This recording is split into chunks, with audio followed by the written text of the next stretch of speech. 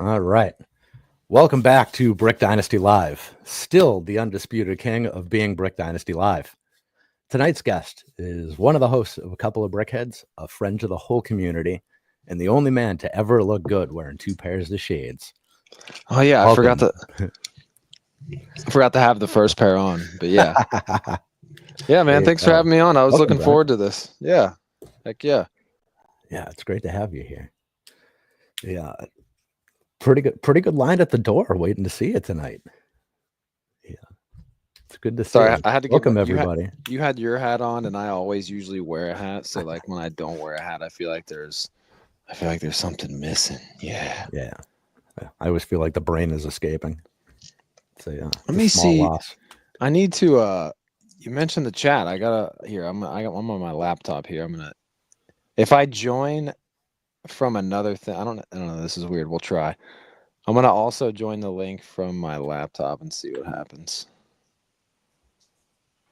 Just so I can see chat. All right. I think it should work. This is what I do for ACOB. I literally get, because I have the login. Okay, cool. Yeah, so just ignore that. You don't have to let me in. Oh, I can't see. Oh, yeah, I can. Here we go. There we go. Here's comments. All right. Yeah. All right. We're rocking now. All right. So welcome, everyone. It's good to see you. All right. So let's start way back. Let's go back for your origin story. Oh, please. I love all this. We'll do a little bit of that. You can ask the origin of anything. You can ask the origin of my entire life. No, I'm kidding. That would be boring and take too long. Yeah. So Lego as a kid, when did you jump in? All right. So the reason why I really love Lego Harry Potter a lot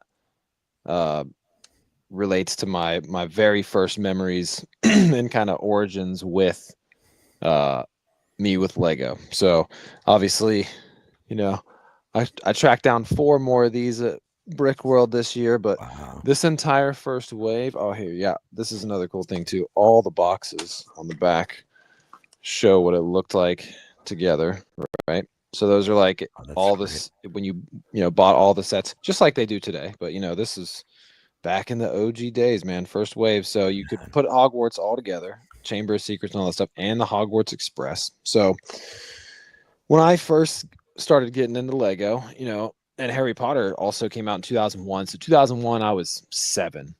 So leading up to that, I was perfect age for Harry Potter, perfect age for Lego Harry Potter. Now, obviously, Star Wars has always been my jam. So Sean and a couple other people have been like, how come it wasn't like Lego Star Wars at the start? And I had a few. I had like the very first OG Imperial Shuttle. I forget the set name of that. But it's a great set. It's like the Imperial Shuttle with some like other hangar gear stuff. Came with a bunch of figs. I had some, but Lego Harry Potter was really where I had the whole wave. And so the reason why I didn't want to get a bunch of Lego Lego Star Wars at the time, my 7-year-old brain, I'm like, I already have all these Star Wars toys. I didn't have anything Harry Potter. So I was like, oh, they have Lego Harry Potter? Oh, yeah, that's all I want for my birthday and Christmas. And so I had all of those.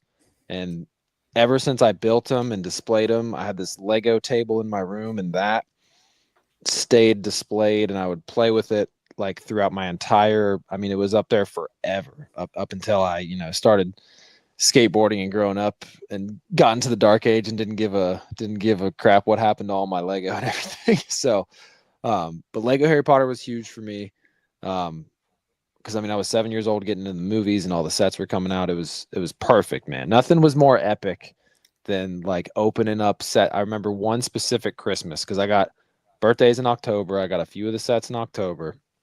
And then Christmas, I started getting some of the big ones, like the big Chamber of Secrets and the first OG, Great Hall and all that stuff. So, yeah. And outside of Lego Harry Potter, like I said, I did have a little bit of Lego Star Wars stuff.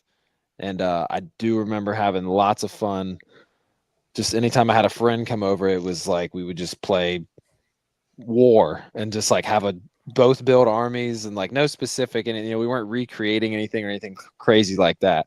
But I remember we would just like line up and just like build forts and then set up all our minifigs and then have like a have a war there. And then I could find this picture. I don't know if I've ever talked about it or showed it on ACOB.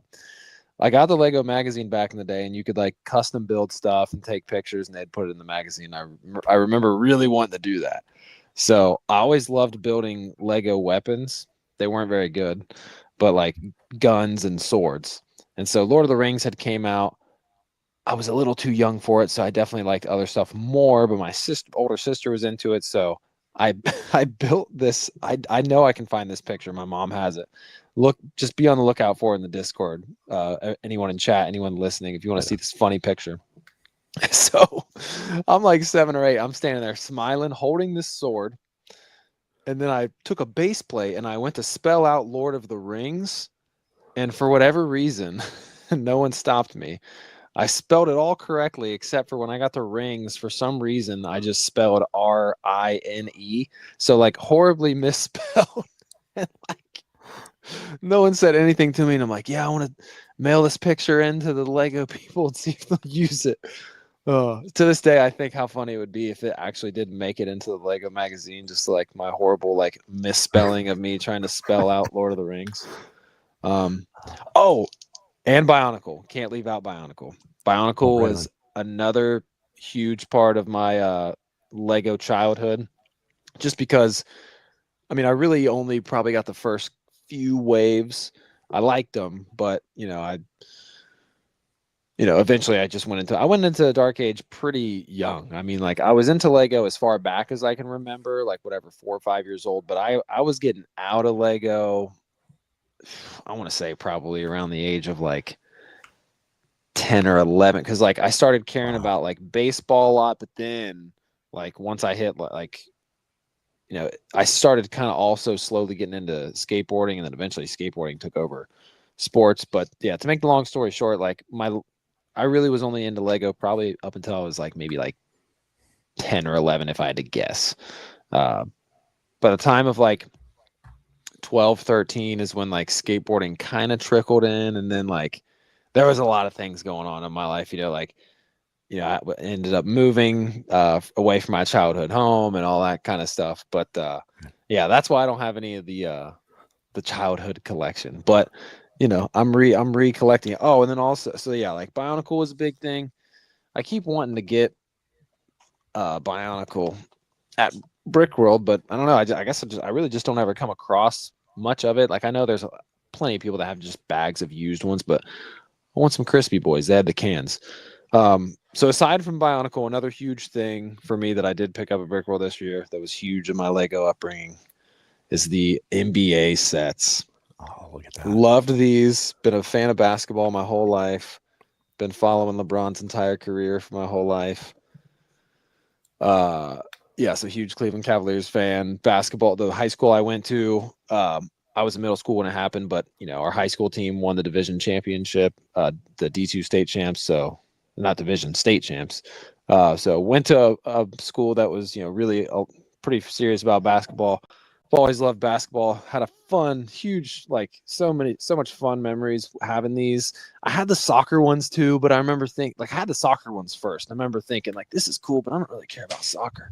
Then the basketball ones came out. And I was like, okay, yeah. But yeah, that pretty much covers everything as far as like everything I was into as a kid, and how long I was in it. I wish all my friends were like either like super into sports or then eventually super into skateboarding. Like the few nerdy friends I did have, it was like those were like the ones I played video games with and stuff like that. So I never really had any like friends or like family members growing up that were like also super into Lego. So like I loved it a lot, but like, probably from like the age of whatever 5 up until like maybe 10, which sucks. I wish I had like a cousin or like some kind of friend that was a little bit older than me that as I got older talked me into, yeah, you might want to just put all this stuff away in some storage and forget about it, and maybe later you'll care about it. Because same with Pokemon cards too. Oh, and like the sports cards I had and everything. So yeah, I moved my house around the age of like 12. So at the time, like I was like wanting to grow up, didn't want to be a kid anymore. So I just I didn't really care what happened to a lot of my stuff when we moved and all that. So, but yeah, man, that's why my my catchphrase on my channel was never stop building, because I always was like, man, if I only just kept all my childhood Lego. Yeah. So how did you get back? How did you come back after your dark ages? So coming out of it, Star Wars really was a huge just influence on that, because as I said, I had Star Wars toys when I was younger. So I had a little bit of Star Wars Lego, not a lot, but when Disney bought Star Wars and I knew Star Wars was coming back, and then here comes the trailer, Chewie, we're home, all that Star Wars hype is super, super hype. And let's see, 2015, I was 20, maybe 20 or 21. If my birthday, I don't know, 20 or 21, I can't remember.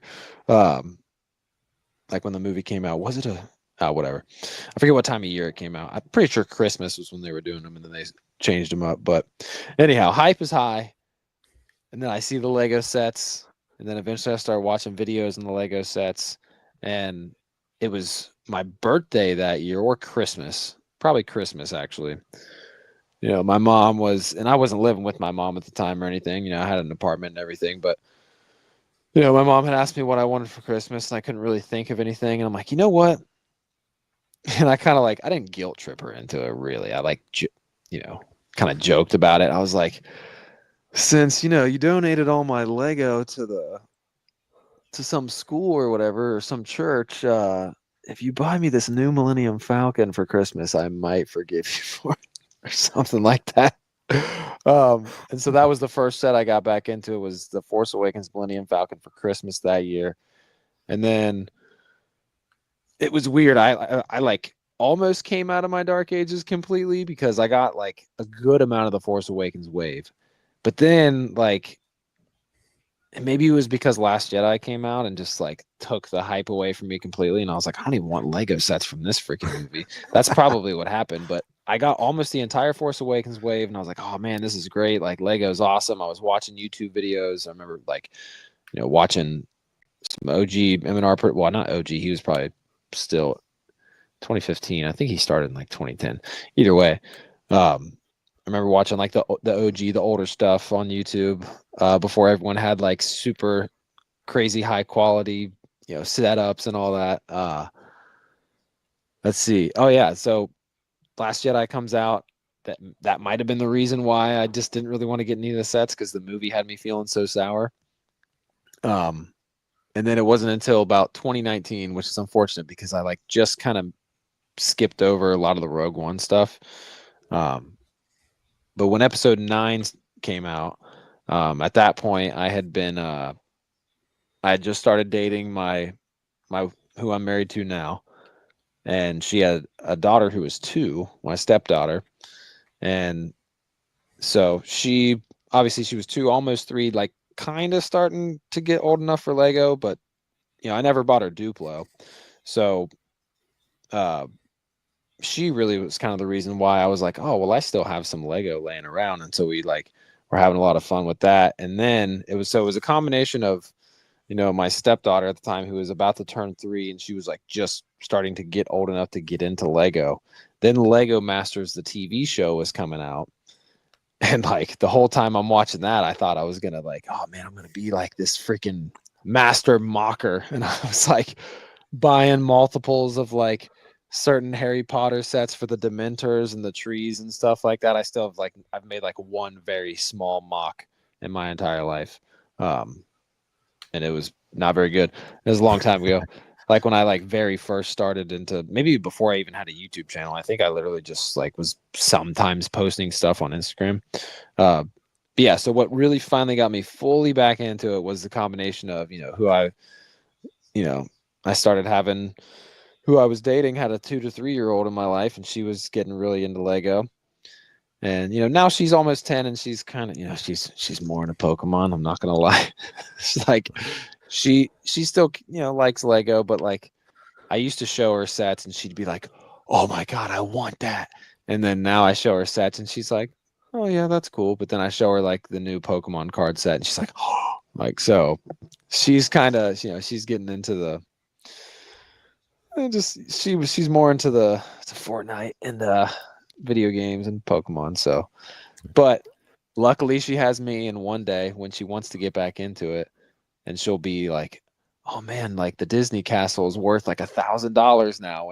When she turned, in 8 years or something, when she's a young adult or whatever, and then I'll be like, what's cool is we still have it. Let me go get it out of the storage, and then so at least she, unlike me, will have someone in her life who's like, you're gonna want to keep these. You're gonna want to keep certain sets and certain figs and stuff like that. So yeah, 3-year-old and Lego Masters really was the full, like what finally got me out of it completely. And then I started watching a lot more stuff on YouTube, more because I used to just watch like reviews on sets that I was gonna buy or whatever, whether it was Ryan or Solid Bricks. And yeah, but when I finally got back into, that's when I started watching a lot more stuff like the Rich Boy J videos of his different mocks and Just Too Good. Started branching out just more into just like more than just reviews, just like kind of the whole Lego space and everything on YouTube. And then I started doing YouTube and did the Brent's Bricks thing for like a year, I want to say. I mean, I know I got to at least they're strong in the chat, Brent from Brent's Bricks.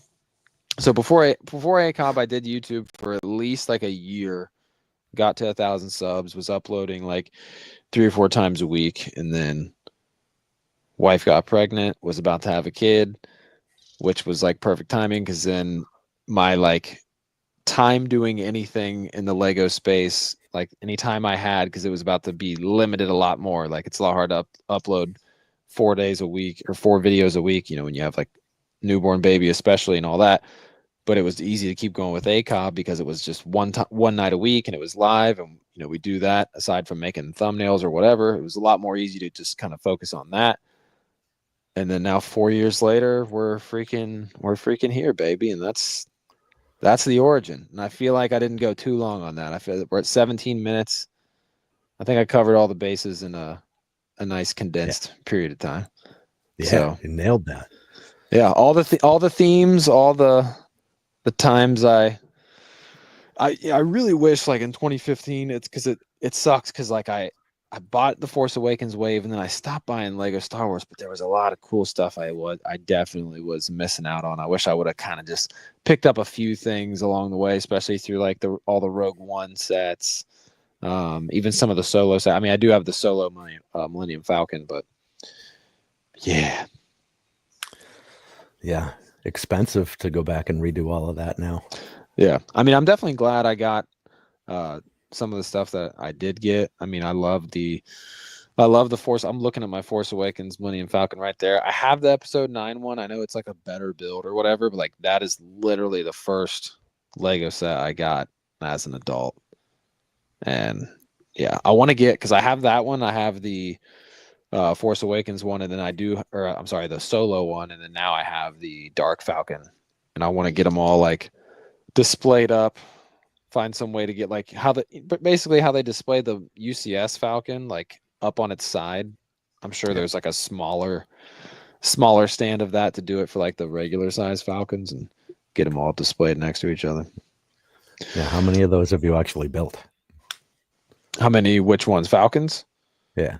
Oh, I only have the Force Awakens one built. Yeah. So the solo one is still, well, the solo one I paid a lot for at like Brick World from a vendor. I mean, I'm sure it's worth a lot more now, but I think I paid like $280. But that was like 3 Brick Worlds ago. That was like, I think, my second ever Brick World. But yeah, now we're here in the present, baby. I feel like we were living in the past for a while. Let's talk about we can talk about the now. Now that we're caught up on that.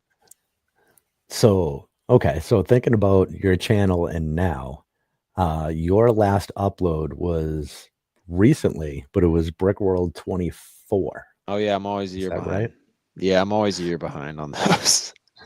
Is that by design? So it wasn't really by design at first, but then like eventually it just turned into kind of a running joke. What sucks is I had a little bit more footage to make like one last Brick World 24 vlog, but it's like now if I put it out, it's like extra behind because you know you can kind of get away with putting out last year's vlogs at least right before the current year, but then now that this current Brick World has passed, it's like I don't even know if I should upload the part 3, but it gets tough. Like I like doing vlogs, and like kind of through like my year or whatever of making YouTube videos, I started doing like just like vlogs of me shopping around trying to find whatever sets early or certain sets on clearance and all that stuff, and those always got more reviews or more views than my reviews, which makes sense because you have so many people already doing reviews. Even back in 2019 or whatever, whenever it was when I very first started, I mean, I would do reviews and like some of them would do okay, but like, you know, you're never really gonna, unless you bring something. I mean, we've talked about it on ACOB time and time again. So have other people, so have plenty of others, but like when reviews are done so much, like if you want to be successful at them, you know, in your current wherever you are, like you got to be like a JBS. You got to bring something else to the table. But yeah, so all I've really uploaded for the last couple of years, yeah, has been like the Brick World vlogs. And it's tough, man, because like Brick World is so fun, and like it's my one convention a year, and it's like vacation, and it's like you want to just enjoy it without like just like walking around like this to everybody. Yep. Like so yeah, it's tough. I feel like this recent year I was vlogging as much as I could, but it's tough to like just balance like just being there and actually enjoying your time and making sure you pull out your phone like every time you think something might happen. Me and Sean have talked about maybe having like just somebody like follow us around, but then it's like, yeah, but like that sounds like we're not like, it's not like we're crazy Lego celebs and like we need something like that. I mean, like it could work and it would be funny because like, you know, whatever happens within like the crew and, you know, they just catch some funny stuff of something happen, you know, Will over there drops a brand new ATOT or whatever that he just bought, and then somebody else just scored something crazy and someone over here said something funny. And you know, even when you are just trying to vlog yourself, like there's so much of that you miss. So like it's like kind of a hit or miss thing. Like, and like, do we need to like have some? But then also, I forget who said it. Stud Lake might have said, he'd be like, what you could do is really like just pass the camera around to people. You know what I mean? Instead of like maybe designated like one person to following you around or whatever. But yeah, the Brick World vlogs, I've made some good ones, especially like the Brixie one. Like I think that's like probably like the most viewed video on my channel.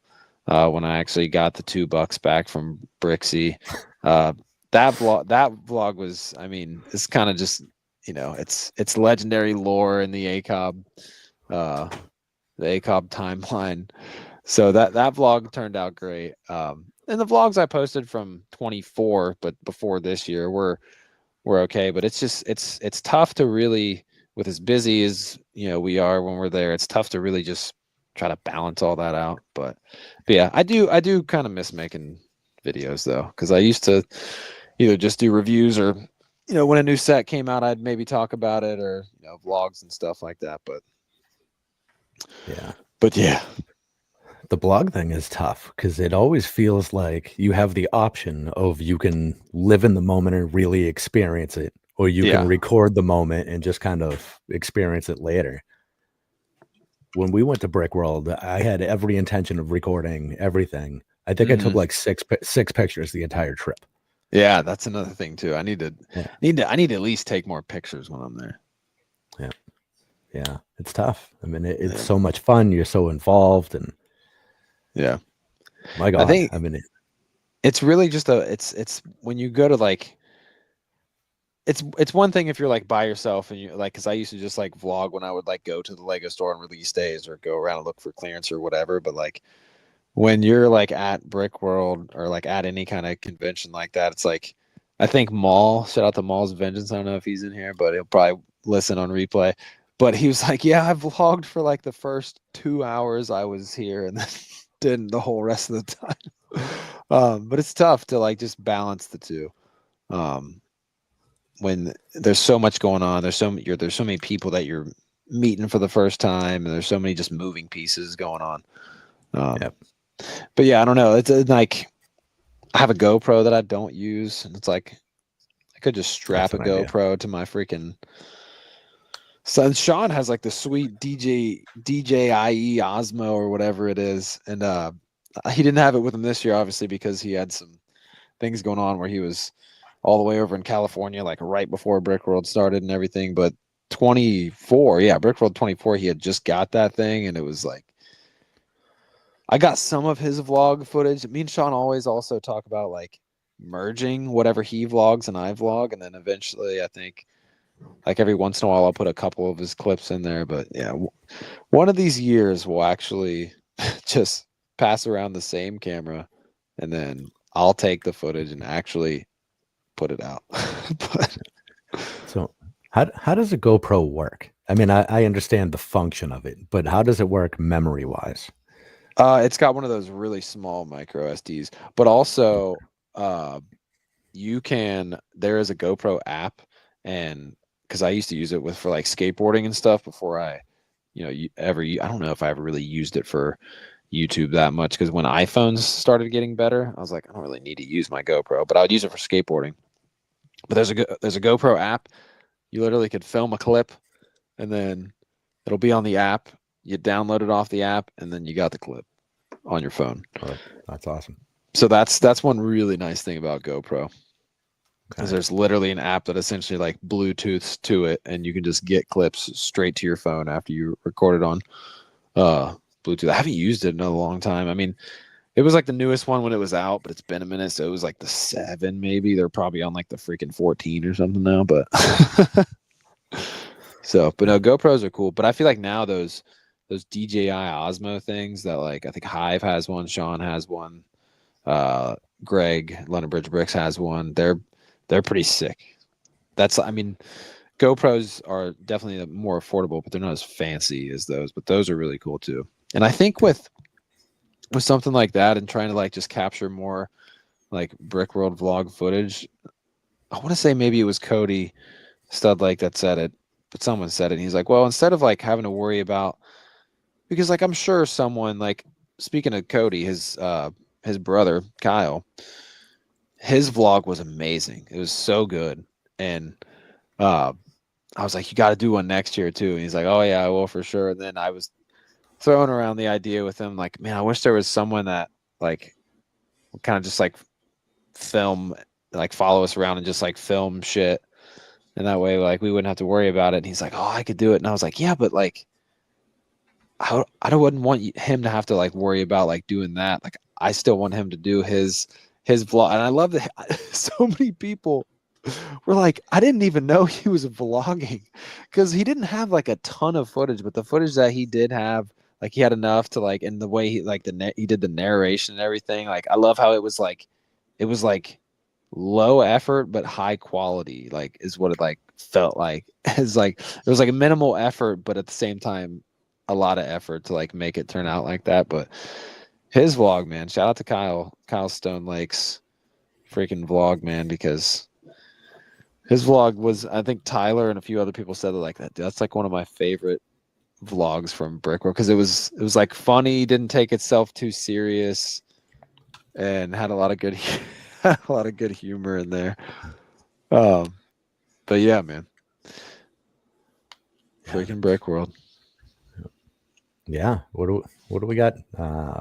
8 days? 8 days till tickets now? Yeah, A week from tomorrow? Yeah, I think it's a week from tomorrow. Oh yeah, because we got a couple other guests that are coming on tomorrow. Whenever we do a like a Brick World launch, it's usually just Mark that hops on. You know, we gotta leave the floor open for Mark a little bit and not have too many other distractions on there. Yeah. So speaking of Mark, what was your take on now that you've had some time to digest it, Oh yeah, whatever Brick World Galaxies, yeah, whatever he was calling it there? yeah. It's an interesting one. Oh yeah.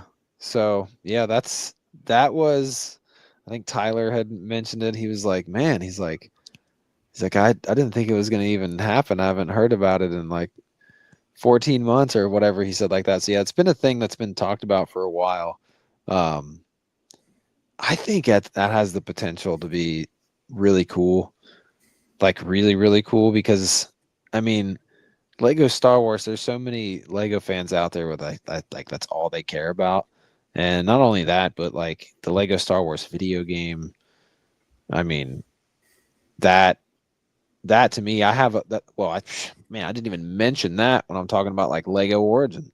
But dude, the Lego Star Wars video game, that was I had so much fun playing that just constantly with friends, or whether it was just, I think I even had a version of it on the PSP, because I had it on the PlayStation 2, but I think I might have also had a PSP version or something. But yeah, I had a lot of fun memories playing that growing up. But no, I just think, over time, because I don't know, and I know Tyler mentioned something about it, and it might take a few years to maybe get to that point. But if like Hayden Christensen was at this thing, I mean, that would be crazy. Just like people having just a tons of Anakin's Jedi Starfighters from the sign and everything. And I mean, because honestly, me and Tyler, we met him at GalaxyCon, and it was awesome. But like GalaxyCon and stuff like that, it's very a bunch of stuff. You know what I mean? It's tons of different avenues of animes and TV shows and movies and different celebrities and everything like that. And outside of Star Wars Celebration, which that happens like once a year, but in like a different location, a lot of these cons where like you would meet Hayden, like they're not at all really Star Wars themed. Like it's, so much of a lot of different stuff. Like, yeah, you're going to see some Star Wars stuff. I think actually there was some cool Star Wars stuff set up. I think me, P&G, and Tyler took a picture in front of like a Han frozen in carbonite thing. And I think there was a 501st booth there, and like some of the guys dressed up in their gear. So there was some Star Wars stuff, but to have a Lego Star Wars like heavily themed con, and even if you can't get Hayden Christensen, if you can get like Matt, you guys know his last name. I don't want to butcher it. I don't know if it's Lanart or something like that. The voice of Anakin from the TV show, and then you get all those voice actors to show up at that to sign Lego sets. I mean, could be super cool. And then especially, I know this is another thing Sean was talking about, but especially, if Lego were to, get involved and actually reveal, which they've got involved with other conventions, just maybe not specifically Lego Star Wars, but if they were to get involved and reveal a set, and you have a freaking, a convention hall full of people, and like the hype it would be to see something, especially if it was something good. Yeah. It would be interesting if it was like just another, very small and overpriced thing. But yeah, I think it has the potential to be really, really cool. I mean, even having other people there like Star Wars Theory, and just other cool Star Wars personalities that, maybe they probably wouldn't go to a regular Lego event. Like they like Lego casually, but they're a huge Star Wars fan. But the possibilities of them also being at that convention and having a presence. Yeah, I guess I think I covered everything I want to talk about that with. I don't know. I might know more stuff, but I don't want to reveal any information. Fair enough. Do you think it's potentially, I don't know, bad for Brick World though? So a lot of people, they only get a shot at one convention a year. Yeah. So you're potentially bringing a lot of people away from Chicago and sending them to Florida or wherever. Yeah. If you're a hardcore Star Wars fan, I mean, no fault to anybody. I mean, go where your fandom is, do what you do. But a lot of those people aren't going to Chicago anymore. Yeah. How do you fill that void up there? Because that's the main event. Right? I think with Chicago, I mean, a lot of people look at it, at least the hardcores that like get the the the private day passes. They view that as like a week long thing. And sure, like you could still go to Brick World Chicago for just like 2 days, but that's what me and Sean did our very first year, and we're like, we didn't even scratch the surface. Like we have to go to this for a whole week. And so I feel like with Galaxies, I'm pretty sure it's going to be only a 3-day thing, and that's like kind of more similar to some of these other cons. Like when me and Tyler and P&G, we went to GalaxyCon at Hayden Christensen.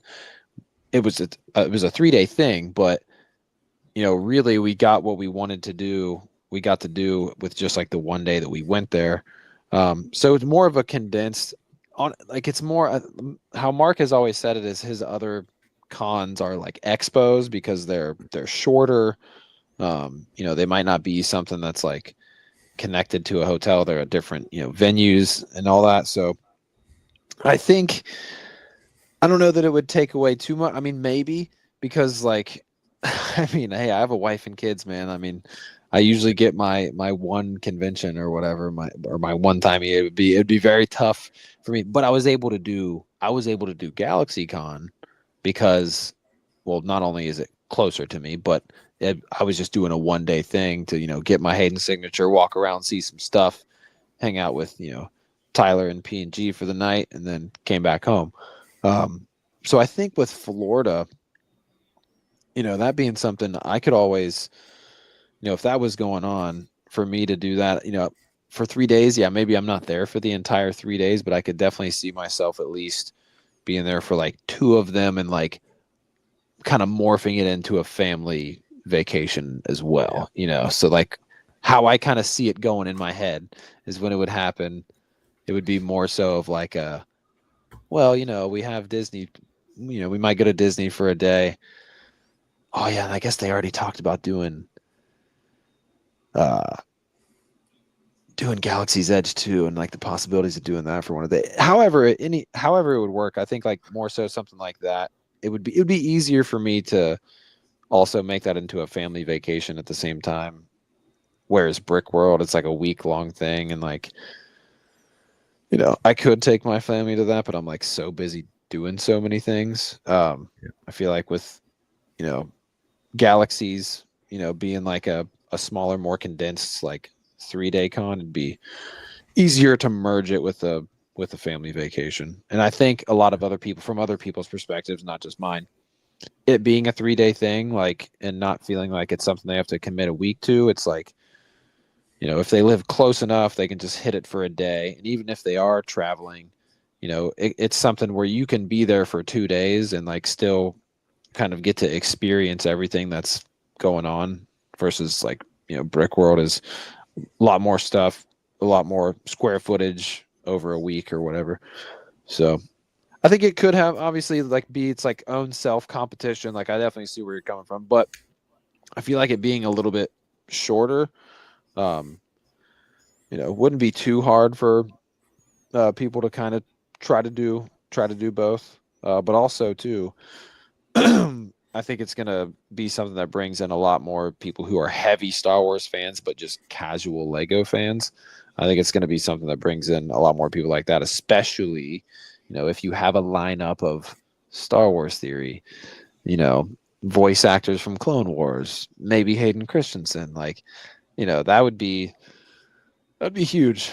Hayden, I'm sure the price is pricey. I don't know if that gets done on the first year, but I think definitely some of the other personalities, and especially too if there's not only Star Wars Theory, but I used to watch a lot more like Star Wars channels. Like I'm trying to think back and remember names or whatever, but it's been a while. But if you had some other kind of Star Wars online personalities there, could draw in some casuals and maybe make them a little bit more into Lego because they really showed up for it to do Star Wars stuff and I'm not a super big Lego fan, but I do think the Lego Star Wars stuff is kind of cool when I see it. And then they go to GalaxyCon and they see awesome Star Wars mocks and all this other stuff. Then it finally pulls them out of their Lego Dark Age a little bit, and then they get more into Lego. So I think it having the opportunity for that is really the potential for that is really cool too. So that's actually a really good pitch to Lego, like the Lego group. Like, hey, help with this a yeah, little bit. it really is, because like, you know, if this is something to where there's Star Wars Celebration, and then that's, I mean, that's pretty much it. Like, I mean, I'm sure there might be some other cons out there that are a little more focused on like sci-fi, I guess, but still to have something that is like, and obviously, like, I mean, some people were talking about like, oh, what if somebody brings a Star Trek build? It's like, oh, okay, I don't think they're gonna get thrown out of the convention, but like, you know, it's gonna be mostly Star Wars stuff. We can't call it Lego Star Wars Con, but Galaxy Con, like, obviously, it's, you know, it's mostly gonna be, you know, Star Wars themed stuff. But yeah, no, that is a good kind of pitch for Lego to get involved, because in my eyes, like, if, you know, if it's gonna draw in people who are gonna, they've never been to a Lego convention anymore because they're a Lego casual, but they're super into Lego, or they're super into Star Wars in general. It could, you know, could generate some more people to buy your $1,000 Death Star. You never know. Yeah.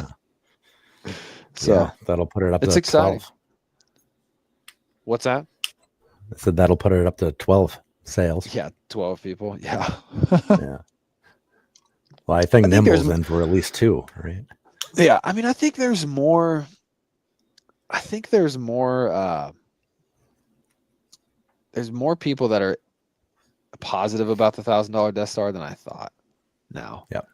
Now that it's been out, it's just, I don't know.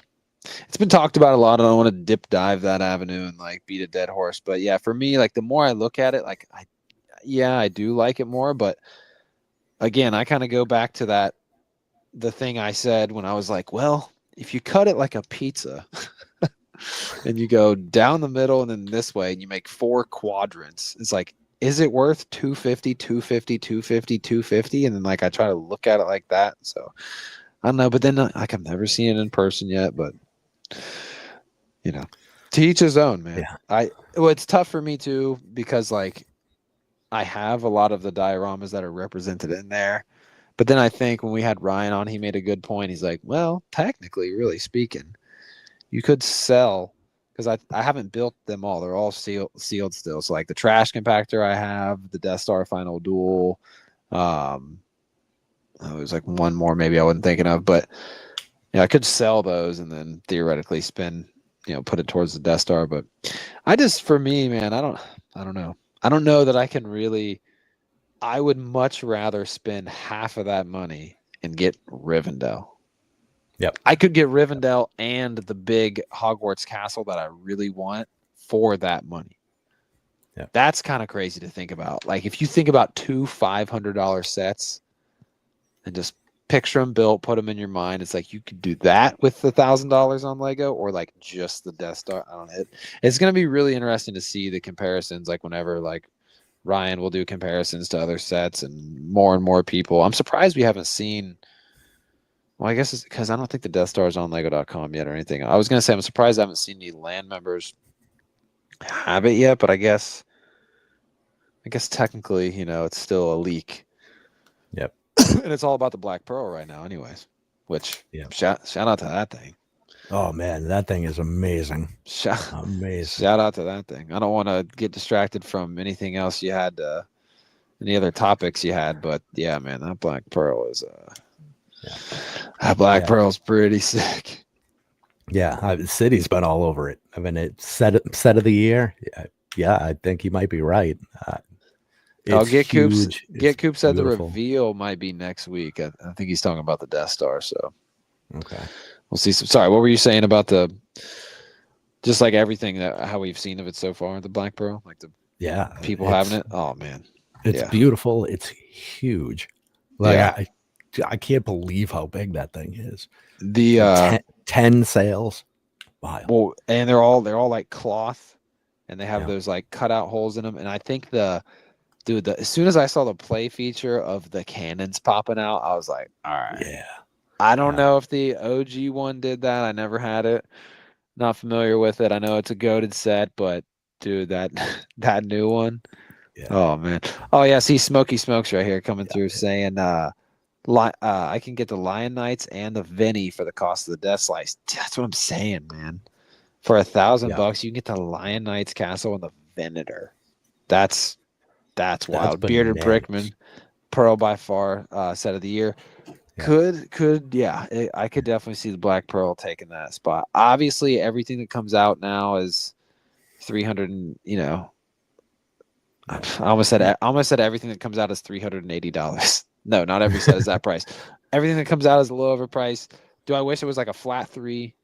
Yeah, maybe Sure. even 350, but everything's expensive now. Every Lego sets are expensive. And So, it's what is it, 2,900 pieces or something.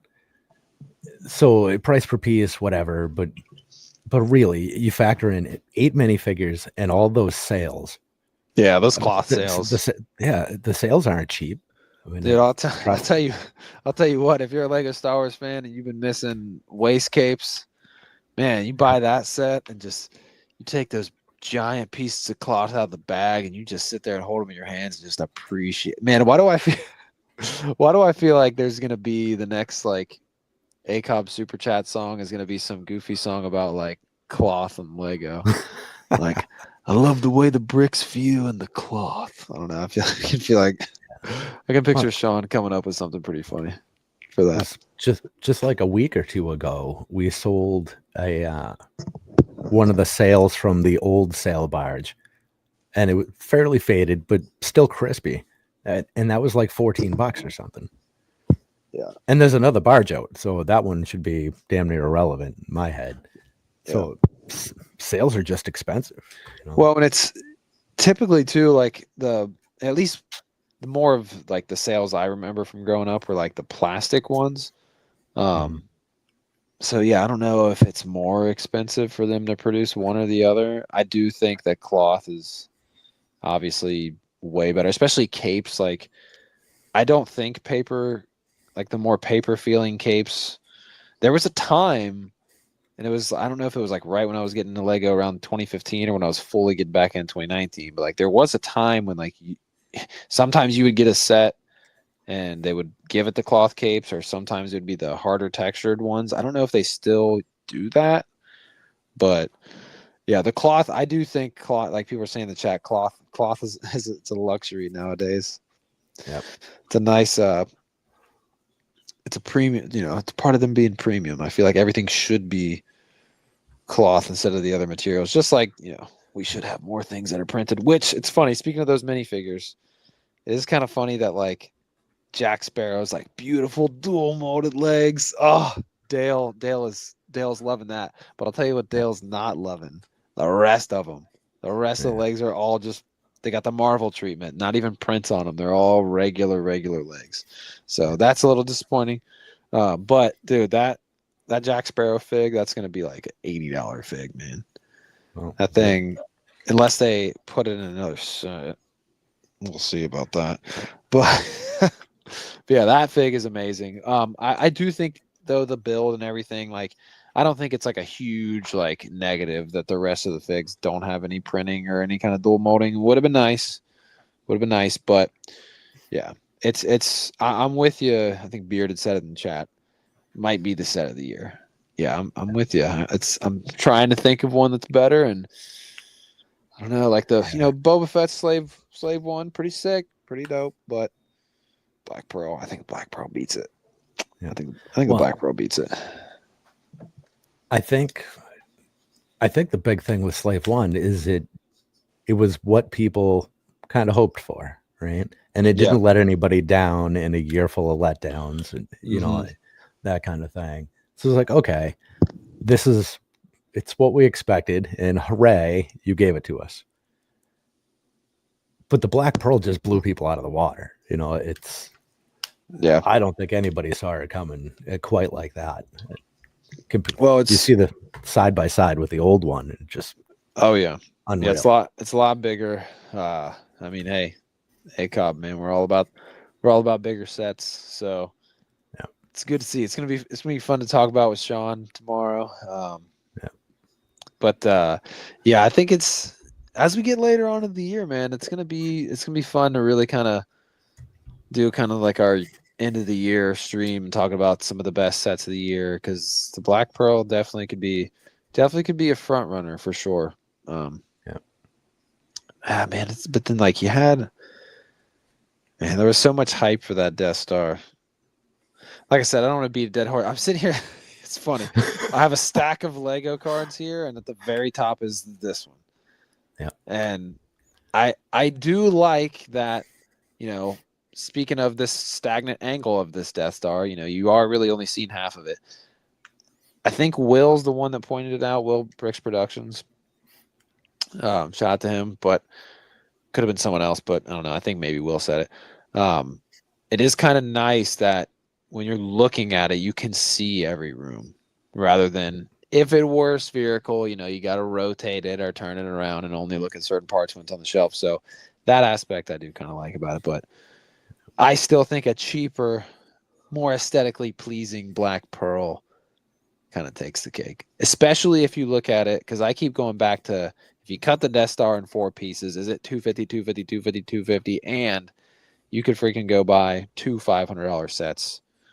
You get the Black Pearl and freaking Rivendell and have a little bit of money left over for $1,000. So yeah, it'll be interesting to see how many people actually get it. Like how often we'll see it in collections, because with stuff like the Millennium Falcon, like, a lot of people obviously have that displayed in their collection and they're, pretty vocal about having it. Obviously some land members will get it for free, but it'll be interesting to see how many people are really buying that thing. Yeah. So I don't. The Falcon makes more sense to me because you look at that thing and it's like, okay, it's what could they possibly do better? Yeah. They're not going to make a better version of that. I don't think. Yeah, I mean, I've heard like a couple of the TOT boys. I think Finn. Yeah, he's like a big interior guy. I think he has like mentioned that like, because one of them had, because they did like a overrated Lego Star Wars sets, and I think it might have been him or someone that had the UCS Falcon in there is overrated. I'm like, bro, I don't know. It's pretty rated. It's been on the shelf since 2016. It still sells. Like and I get it though, because like Finn's an interior guy, and like, sure, there is technically, you could have maybe put some more rooms in there and had your connecting hallway, but I mean, I think for what it was for 8,000, and it was already 7,541 pieces. So I think, maybe in the designing process when they reached a certain point, and this is back in 2016 when it came out. Imagine if they tried to put if they did put more pieces into it, and then it was closer to $1,000. Just they're having a hard time selling a Death Star for $1,000. Well, we don't know if they're gonna have a hard time, but maybe they might. We don't know. But back in 2016, oh my God, $1,000 for a set, that would have just been completely outlandish. So maybe they did try to build a UCS Falcon with a full interior, but then you get up to 9,000 pieces, or maybe even closer to 10. So, but who knows? And if the UCS Death Star from 2016 wasn't, still on shelves and selling super well, because I think Sean had always mentioned that, like, man, like the first $1,000 set, it really does have to be like a Death Star or like a Falcon. Like, it's got to be something that is super popular amongst like the majority of the Star Wars fan base. And I think if we would have got $1,000 Death Star or $1,000 Falcon, we would have probably had it around the same scale, but basically we would have had like maybe some dope figs we had never had before, just better versions of some figs we had before, with an entire like a Razor Crest level interior where you have your connecting hallways and everything. Because it would have cost, I mean, if you think about it, if they did the first one for 1,000 or for 800, if you put $200 more of pieces into it, then you could have maybe made it full interior, but it's just too close to the last one. So then you go Death Star, and that's what they have now. But we'll see. Yeah, I mean, regards to that thing's future, yeah, it's gonna be interesting to see how well it sells and how many people are having it in their section or in their collection and showing it off. So yeah, I wonder, for the people that complain about the interior of the Falcon, when was the last time they saw the interior of their Falcon? Well, that thing is a piece of exactly. furniture. That is not something that you build and then look at and fiddle around with every day. Yeah. That's not a thing. Every now and again, like if I'm showing someone for the first time and I like pop open the piece to like the little like gamer table room or whatever, I'm like, yeah, there's a couple rooms in this thing too. And they're like, oh, it's sweet. But like, dude, if it had a full interior, I'd have to be like, all right, let me take off all these pieces and then show you this whole interior and then spend another like 5-10 minutes like piecing it all back together. So I mean, even if it had a full interior, I mean, you'd have a lot of panels to figure out there. It's like sometimes, you know, in a set that big, you know, just a couple rooms and a cockpit's fine. You know, I don't know. Yeah. I think it's one of the best sets ever. I mean, talking about my whole origin and everything, that was like, I didn't mention that, but like the UCS Falcon was my like COVID build. I mean, that was the way I got it was so crazy and just epic because I like applied through a finance app, like a firm or something to get it. And it like denied me, said like something about my credit not being good enough or whatever. And I was like, oh, it's worth a shot. It is $850, or I think at the time it was $800 before the price. Like, oh yeah, it definitely was. And then eventually, like 3-4 days later, I get like a Walmart, because I just got it straight off Walmart.com. I think I got a Walmart notification being like, your shipment is on the way. And I'm like, no freaking way. Like in the middle of COVID, I happened to, I had a buddy that lived at the end of my street. So I had, one of my buddies that wasn't far away. So I used to just, you're on lockdown. Like, sure, you're not supposed to really go out and about, but whatever. I'd be playing like Xbox with him online and he'd be like, we'd hang out, whatever. Anyways, during the pandemic, it's like nothing going on. And then like all of a sudden I'm hanging out down there one day and I just get a notification out of nowhere after I thought I was not going to get it because it told me that I wasn't going to get it. Evidently it went through and I was like, oh my God, I think I'm actually getting this thing now. I made like 80, it was like 80 some dollar payments for a year. It was totally worth it. It was so funny telling people like, yeah, I have a monthly payment on a Lego set. Jeez. Puppet Trip, good for you. Look at this. UCS Falcon was his first Lego Star Wars set. Dang. Oldest son gave it to him. Unreal. It was my first Lego Star Wars set, like bigger than like the Force Awakens Falcon, or like a wow. I only ever had really like a few of like the Kylo Ren shuttle, Force Awakens Falcon, up until that point. So I hadn't really. It was a pretty big jump for me too, because I had never before that I had never built even like a $200 or a $300 set or anything like that. So it was a pretty big jump for me too. But yeah, it's just such a beautiful set, man.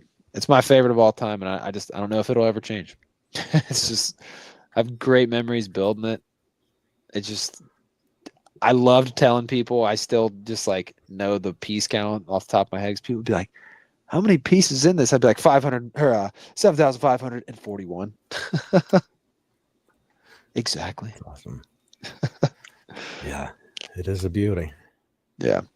So but yeah, it'll be interesting to see how the first $1,000 set goes down. It's kind of crazy that we all knew we were going to get there eventually, but it's like crazy to like really see it happening. Yeah. So once the side of the box was revealed and you got the minifig count and everything, and we found out that FFF did not apply, which was very sad.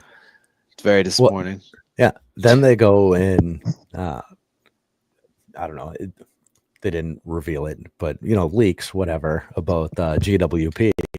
Mm-hmm. And now we're over 40. It looks like 41 is going to be the total. Yeah. I just really I don't think they redeemed themselves. Well, as me, just like if I don't know if the designers really have any say on like fig count or whatever, but like if we know we're going into $1,000 set, like I don't know, man.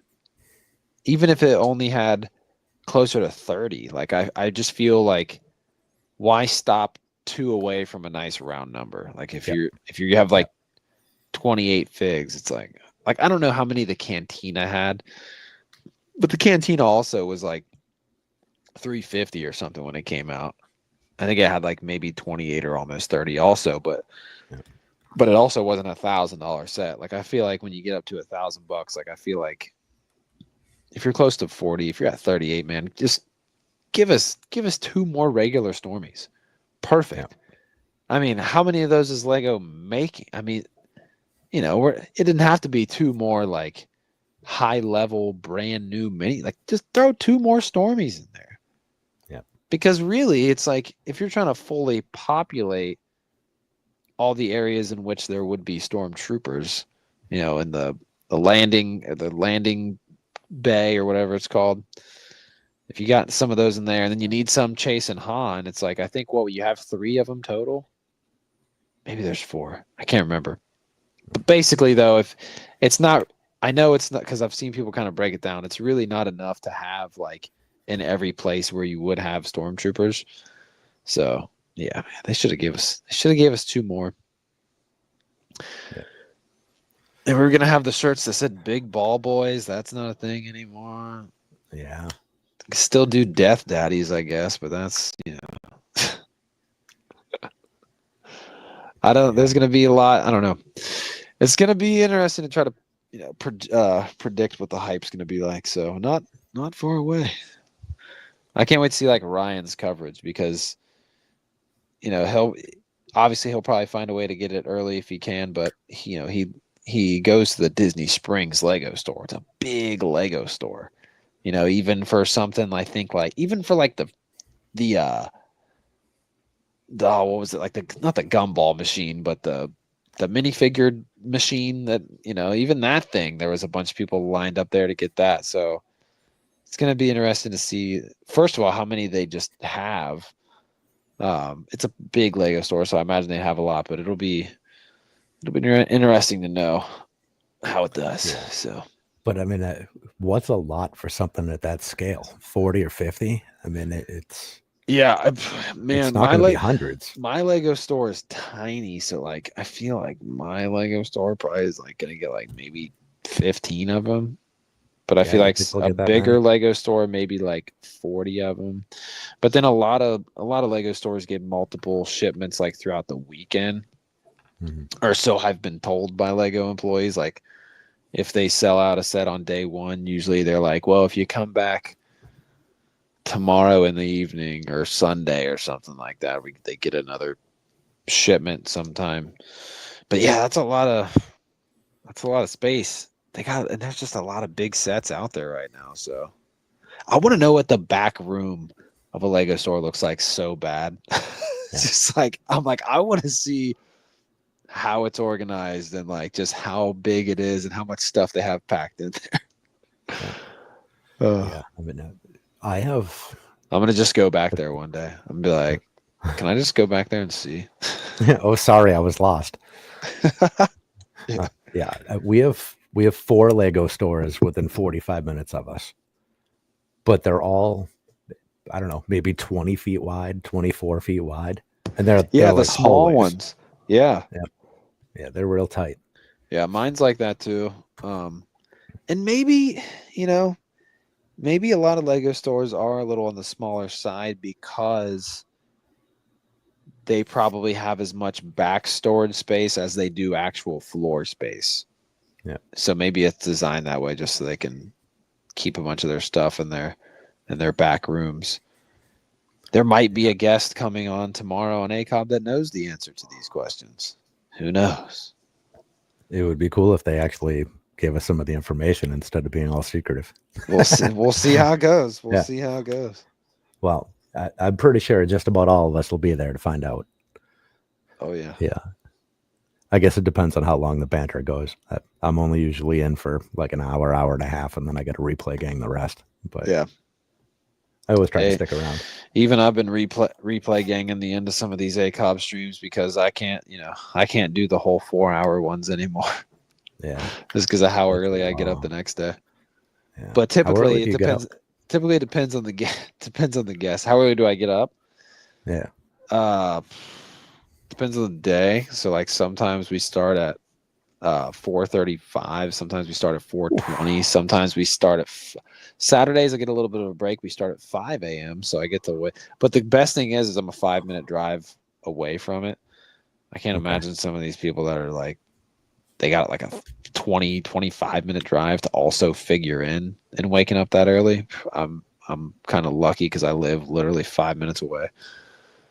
Absolutely. So it's crazy, man. It's like my sleep schedule is so wild. Like even I'll wake up from a nap and I'll be like, because there's been a couple times where I've been, late or whatever going to work. There's times where I wake up from a nap and I'm like, oh, am I late? Oh, what time is it? Huh? And I'm like, oh, it's the middle of the day. So I cannot wait to be out of that sleep schedule. So yeah, that's gonna be tough. Yeah. How long's that been going on? So I've been doing it for about a year now, almost. And this holiday season, I'll be on a normal work schedule because I'll be driving. But then it's back to the warehouse after that. So, and then it all kind of, in terms of a full-time driver position, it just kind of depends. Some people at some other locations, just because of how many people that were on their way out to retire or whatever, they only had to work in the warehouse for like a year before they got full-time. Some people, it might take you 2 or 3. So, yeah, it's tough. But eventually, though, when I am on a full-time shift and I don't have to go in the middle of the night, I will get to do full episodes of ACOB again. So. Awesome. Yeah. And sometimes I still do the full. I'll do the full episode if we're only like 2.5. But sometimes depending on the guest, wink, wink, right. Tyler from Life Bricks. sometimes the streams get up to and Sean, honestly, Sean also is a little bit of an advocate of sometimes extending over. It's funny. It's like sometimes Sean will be like, "Man, we're cutting it hard at 2 hours," but then he gets some cores flowing, and it's like before you know it, we're like a 3.5 hour stream in. Yeah, that's a lot. I mean, I've done a few of those that we've closed in on 4 a couple times, but yeah, I feel like 2 is a pretty sweet spot. Usually you can get just about everything good. In without, taking a dirt road and getting lost in the woods somewhere. Yeah. I like 2 a lot. Two's really good. Yeah. Although you do, I mean, some of the Tyler episodes, you get some epic memories out of those. Some of the best stuff is like 3.5 hours in for sure. I think our longest one is almost 6, or maybe it is 6. There's a couple in the fives, but I think we might have one that's in the 6s. I mean, dude, huge props to Ostif, who did like a 24-hour piece. That was, I think it ended up being like a 27 or some crazy, like, dude, shout out to Ostif. And it was a charity stream at that. Like, he raised money while doing a 24-hour stream. Like, that was crazy. Me and Sean have talked about doing one, but it's just like it's way harder when you have kids to worry about. So like, for sure. I mean, if me and Sean both, could be like, just say to our wives, all right, it's all on you for the 24 hours. Yeah. I mean, it would be a little bit more possible, I guess, maybe during like a weekend thing where I like didn't have to work, and then like, the grandparents have the kids or something like that, then that could work out a little easier. But we definitely at some point will do a 24-hour piece, and we'll definitely need Tyler for most of that, and Ostif, because I mean, Ostif definitely can spit for a while. I mean, heck, he showed it. I think maybe at some point during that 24 hours, I think he maybe took a nap and just like left the stream up for other people to hang out in or something. But yeah, Nate stepped in and took over for a little while. Yeah, but even at that, to do 24 hours is crazy. I want to do it. I want to accomplish it at some point for sure. Yeah. Bryce said those late night Tyler takes, dude. For real. Yeah, geography lessons. You never know what's going to happen, dude. Yeah. So Coolhan had a different way of doing it. When he did his 48-hour stream, he scheduled other channels to get in the mix. So it was kind of jumping around here to there. It's so me and Sean have participated in those before. There's like a 72-hour one that happens over here. And it's just like a constant, and like that's always cool because it's almost like a stream fest. It's like going to a music festival almost, where you have like, you just see a schedule and you you pop into which ones you want. I do like the aspect of that. But for me, I think one person doing a 24-hour stream, like at that point, it's like, the whole thing isn't going to be entertaining, but it's just the end all be all goal of doing it. That is like it's like if you're one of those people that's like walking across the country, like a lot of it's kind of going to be dull and like not super exciting, but it's just all about doing it and getting to the end. But that's cool. But Ostef doing like his with charity, I thought that was like, that's like one of the sickest things he's ever done. Like I would have not even thought to do that. But the fact that you're like, well, I'm streaming for 24 hours anyway, so what am I going to really make the main focus? And like that was really, really dope that he did that. Turned off the stream when did you see when Stone hopped on for like 3 seconds? Oh, I don't know if I saw that part of it. No, but that's awesome. He popped on live from the shower, like in a raincoat. Oh my God, dude. Stone is wild. Yep. Yeah. That was my first experience with him. He wasn't on my radar. And then all of a sudden he's on the screen, the big stash. And it's like, my God. How? Oh. That is so funny. That was your first experience being like, okay, what is this guy up to right now? Yeah. Yeah. Because I mean, I had heard of those guys, but it's always audio. Like when you guys had them on, whatever, you guys did the little collab there. That was all audio for me. I never saw it. Right. So right. Actually seeing him in the stash and the he's a character. He's a wild man. He's exactly like he is on stream in person too. So he's the same guy in person also. It's amazing. Bearded said across the Atlantic. Yeah, that'll never not be hilarious. Sean said Brent's bars. Yeah. Okay, so I'm pretty sure that was during Ostef's stream, you did a tour of the backlog. Oh, I probably did. Yeah, I think so. Yeah, that was right before you were out like trimming the hedges or moving some brush around. Oh yeah, I forgot. Yeah, I was outside just like, I was trimming some hedges and stuff, just chatting away. Yeah, that was fun. But no, yeah, like I'm currently looking over my Ostef. Speaking of Ostef, he offered, because I mean, we don't live too far apart, so it is kind of easy for us to like either meet in Columbus or whatever, or him come here. But when I showed him the Lego room, I'm like, dude, it's a freaking chaotic just mess, bro. And he was like, yeah, dude, he's like, you need to just have me come down here and we need to just go to town and and freaking just organize this shit.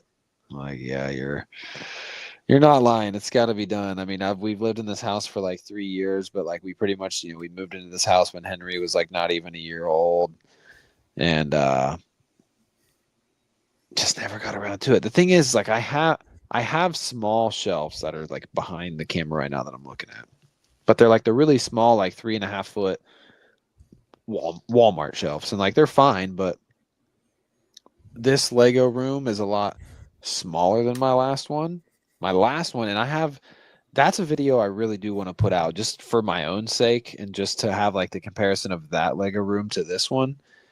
Is my old Lego room was in like a finished attic, so like a loft. So like the ceilings kind of came in like this, right? So like the ceilings were low. So like behind me, like it wasn't like straight up like this is. Like the ceiling behind me would kind of tilt in because it was in like this finished like loft or like attic. So up there, these shorter shelves, they worked. So I had them all lined up along the wall now, and it was a longer room. Now what I have is more of like a normal room, but I at least have like, 7 feet up. Like I have normal walls instead of walls that are tilted in. So like now what I really want to actually be able to just like display more stuff is to get shelves that are, taller. That way you can actually see stuff behind me. And I want to get IKEA ones that are modular, and I can, move the shelves around and probably cover this whole back wall behind me, and then maybe also the side wall here. But But yeah, the backlog is bad. I really need to. I have some shelves even outside of the Lego room on the other side of my basement that has more of my stuff.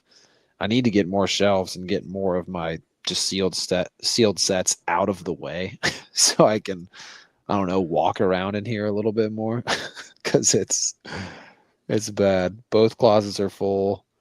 One closet is like all Lego Star Wars. The other closet is like all other themes.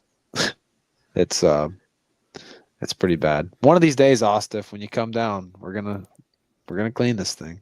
We're gonna organize it. It's gonna happen.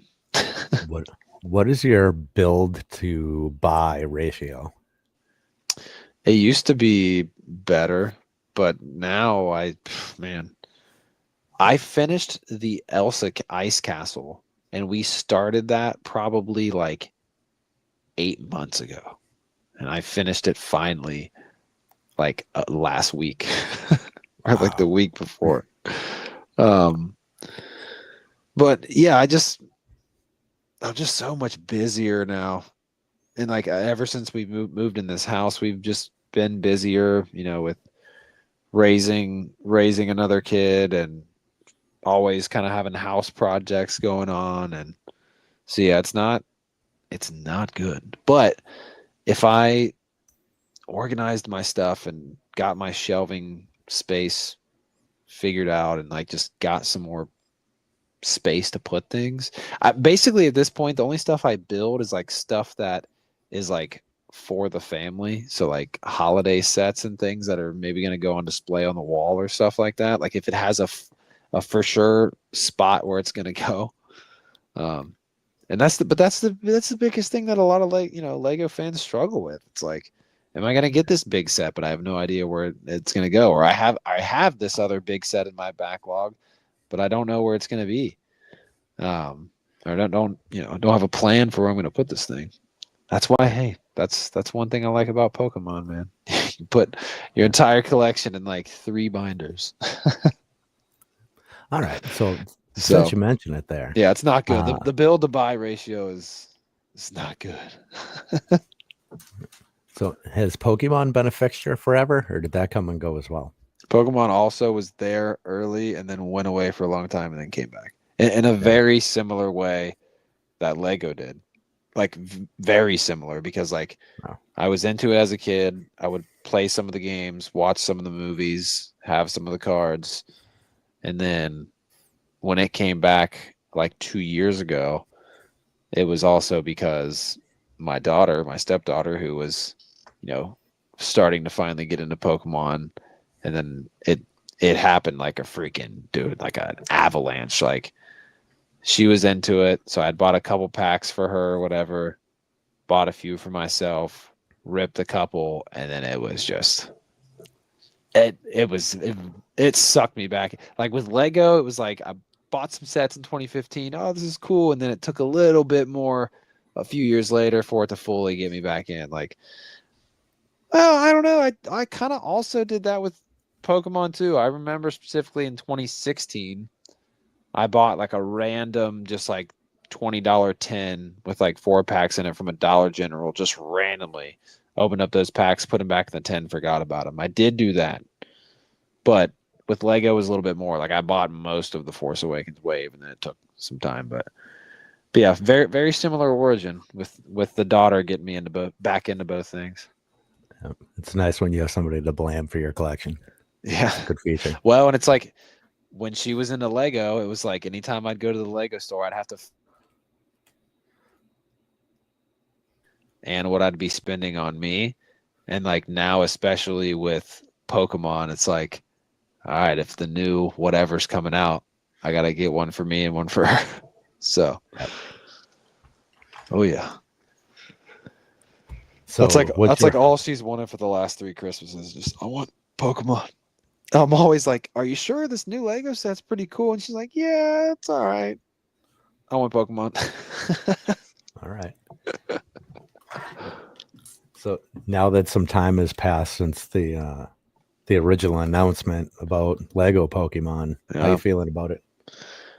I'm excited. I think it sounds like what, a buildable Pikachu is maybe rumored, and then maybe one other. It sounds like maybe like 2 sets at the start.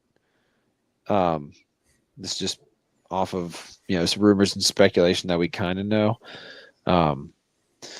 I'm really the most intriguing thing for me is because Pokemon is in a huge, humongous boom. Like it's very hard to find products on shelves. People are scalping the hell out of it. The price is up on so much stuff. It's insane. It makes me very thankful that we don't deal with that problem in the Lego space. I mean, maybe when something like a battle pack comes out that everybody wants, or a certain minifig and a CMF, maybe, and that's just at a fraction of like the everything Pokemon. Any Pokemon sealed Pokemon card is very hard to get, and usually gets bought up like immediately, and it's being resold for higher prices. Like it's a very bad problem. That being said, I don't think it'll happen. I mean, it wouldn't be the first time that a card has literally, there's cards in this Lego set right here. It has happened before. It would be, I mean, hell, they put Pokemon cards in Happy Meals. Yep. I think it would be cool for Pokemon sets to have cards, but oh man, if these scummy scoundrels that are scalping the hell out of Pokemon packs from stores and then going and selling them on Whatnot for double and triple what they are, dude, I don't want them anywhere near Lego.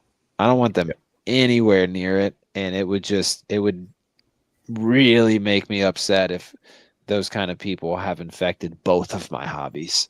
So that being said, I think there is a way to do it with the cards, but they definitely couldn't have any chase aspect to it. You know what I mean? It would have to be the same 3 cards.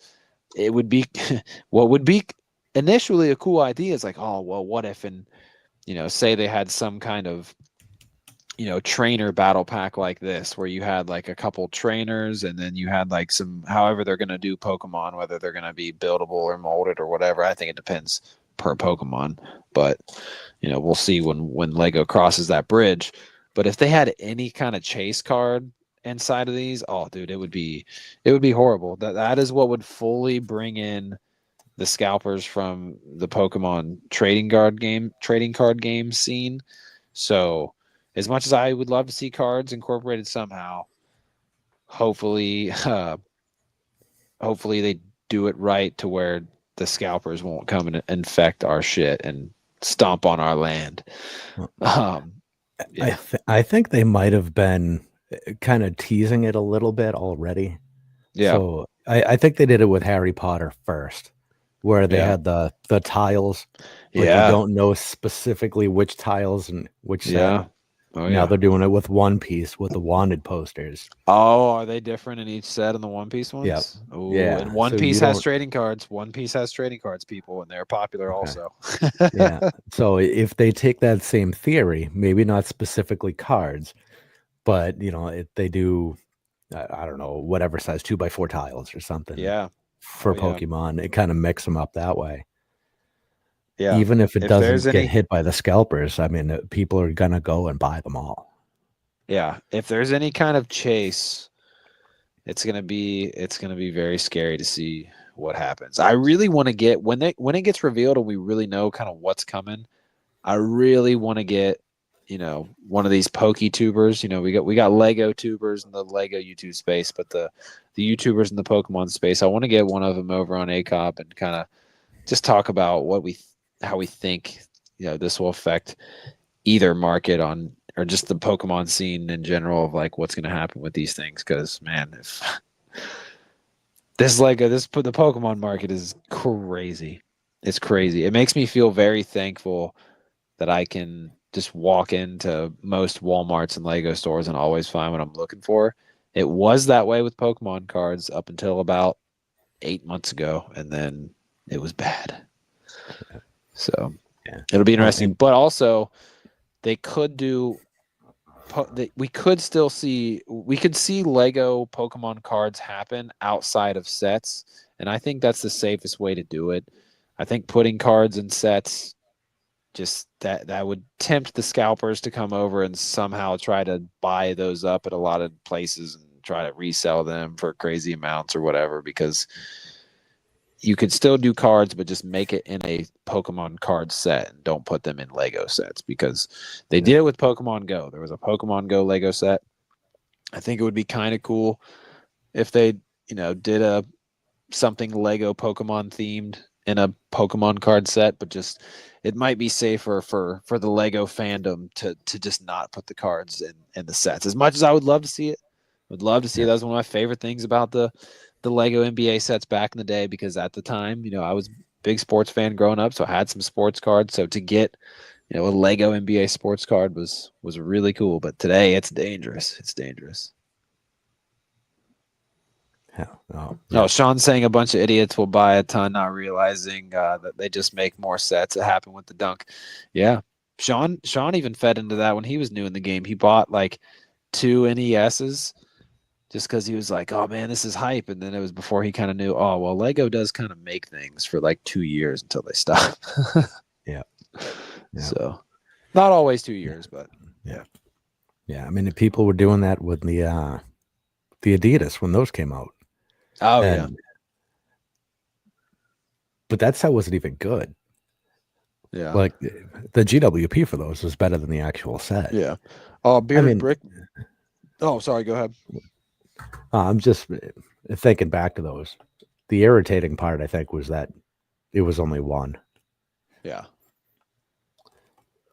Yeah, Bearded Brickman says gym leader packs. Yeah, like if there's some kind of battle pack thing like this for Pokemon, and you had like very easily you do a Brock, Misty, Ash. Obviously, that's like your clear cut, easy, no brainer. But then you have some other ones thrown in there, and then because if you had a cheaper set, and then you had, even if it wasn't cards, but they had some other kind of printed tile like they're doing with One Piece, like they did with Harry Potter.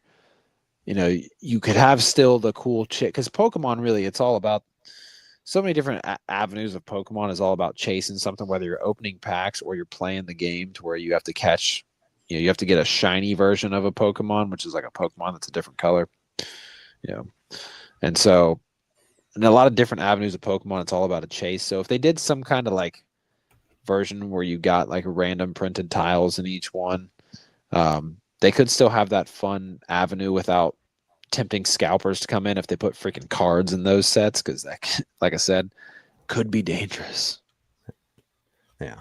But it's also I don't know if they're going to do brick built. Sorry, I didn't mean to cut you off, but I don't know if they're going to do brick built Pokemon kind of like Mega did, or if we're going to get some stuff molded. It's like some Pokemon are very small, so like it doesn't really make sense to kind of brick build them and make them bigger, but then other Pokemon are huge.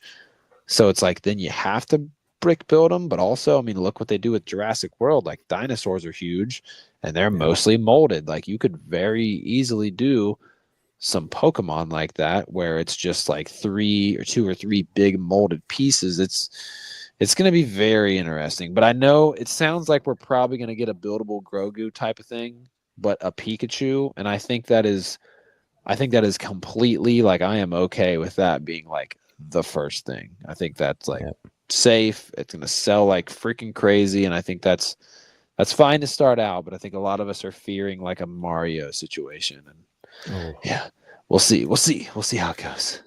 Might not even get minifigures, but I don't know. Like, would anybody even be mad if they just completely ripped off Mega and just... No, I don't think so. Did a Lego version of all of that? Well, the thing that's tricky is like this set is amazing. This set's great. I really want to build this soon, honestly, because this is like pretty much like a 1-for-1 like scale of like the real thing from the show, like the actual Pokedex. And like I talked about this a little bit, when it was finally revealed that Pokemon was going to do this. It's like there's a lot of stuff that Mega has like done, and they've already done it really well. And it's like, does Pokemon still do that and just kind of update it a little bit, or do they try to make sure they're doing all new things? So it's gonna be interesting. Like the my big Charizard's down there, kind of under some stuff, but like Mega did like basically their version of a UCS, had black box art and everything, a UCS Yep. Charizard, and it was like $120 and like a big Charizard. Like I think eventually like Lego will want to do that, but maybe they'll even take it bigger because like dude, the Bowser was like, wasn't the Bowser 200? It was like 250, 270 Yeah, maybe. yeah, It's 270. retired now, but like the Bowser was up there. Imagine them doing a big Pokemon like that. I mean, like Awesome. Pikachu is a smaller Pokemon, so like Pikachu like is the perfect like $100, like just like R2, just like Grogu. Like Pikachu is already kind of perfect at that price. It wouldn't really make sense to do like a giant Pikachu. But dude, if you did like a $300 Charizard, man, like I just with the wings and everything, like oh man, dude, that would be insane. Even like a $200 just like big Charizard. So yeah, it's gonna be. I'm so excited to finally see something. I want to know so badly if we're gonna ever get any kind of minifigures, because I think it's important to try to put minifigures into it because obviously like Mega, like yeah, they have their own kind of like figures, but they didn't really, or at least to me, a lot of like the Mega sets that people liked never really incorporated minifigures. Like some people liked some of the Halo sets because they had the Halo, like the needler blaster from the game and things like that, and you know sets like the Pokedex, like it's not, you know, something that relies on minifigs. So I think because, you know, like Lego, you know, has like the license for the minifig and they do minifigs well for the most part.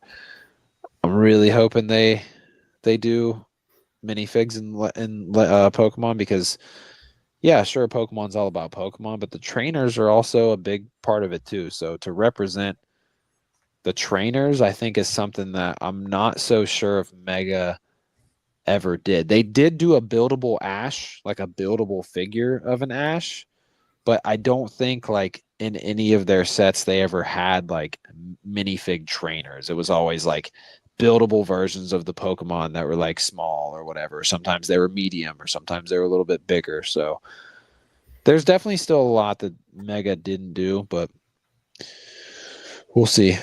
It's gonna be very interesting, especially how it's just gonna coexist amongst the Pokemon market in general, which is insane. And then now we're gonna have Lego Pokemon. So, dude, even Hershey chocolate bars did like a Pokemon line, and like people were buying those up, man, and like because they wanted one of each 12. Like it's crazy. Yeah. Oh my God, the number of Happy Meals we went through in this house for those. Oh yeah. That was ridiculous. Oh yeah. Yeah. They came with the little bitty poster and some stickers that were all over my kid's room. That was as far as the interest went in that. It's, you know, let's just put a bunch of stuff on the wall and right, call that done. But yeah, we might have more McDonald's toys than Lego in this house. It's out of control. I didn't get into it earlier, but when I brought up Bionicle, that's like one of my other favorite childhood memories was when Bionicle was in Happy Meals. Oh, it was the coolest thing. It was just like a little mini version of a Bionicle. Like it still had the same like sized mask. So you could take the mask and like put it on another Bionicle. But like they were so much fun. Like they were just like a little like miniature Bionicle, and like they had really dope play features and everything. And they'd come with this little fold out map of like the island.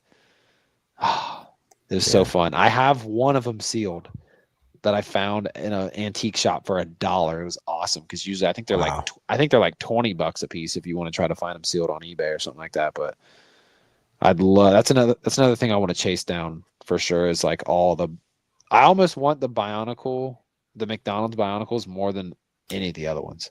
That's how much of like how much fun I had with those growing up. I'm talking like lights out, you got to go to bed, but I'm in my bed with my McDonald's Bionicles just playing. Oh, so many memories. That's great. Oh yeah. So if you found them again, would you pop them or would you keep them sealed? No, I think I'm gonna open them for sure.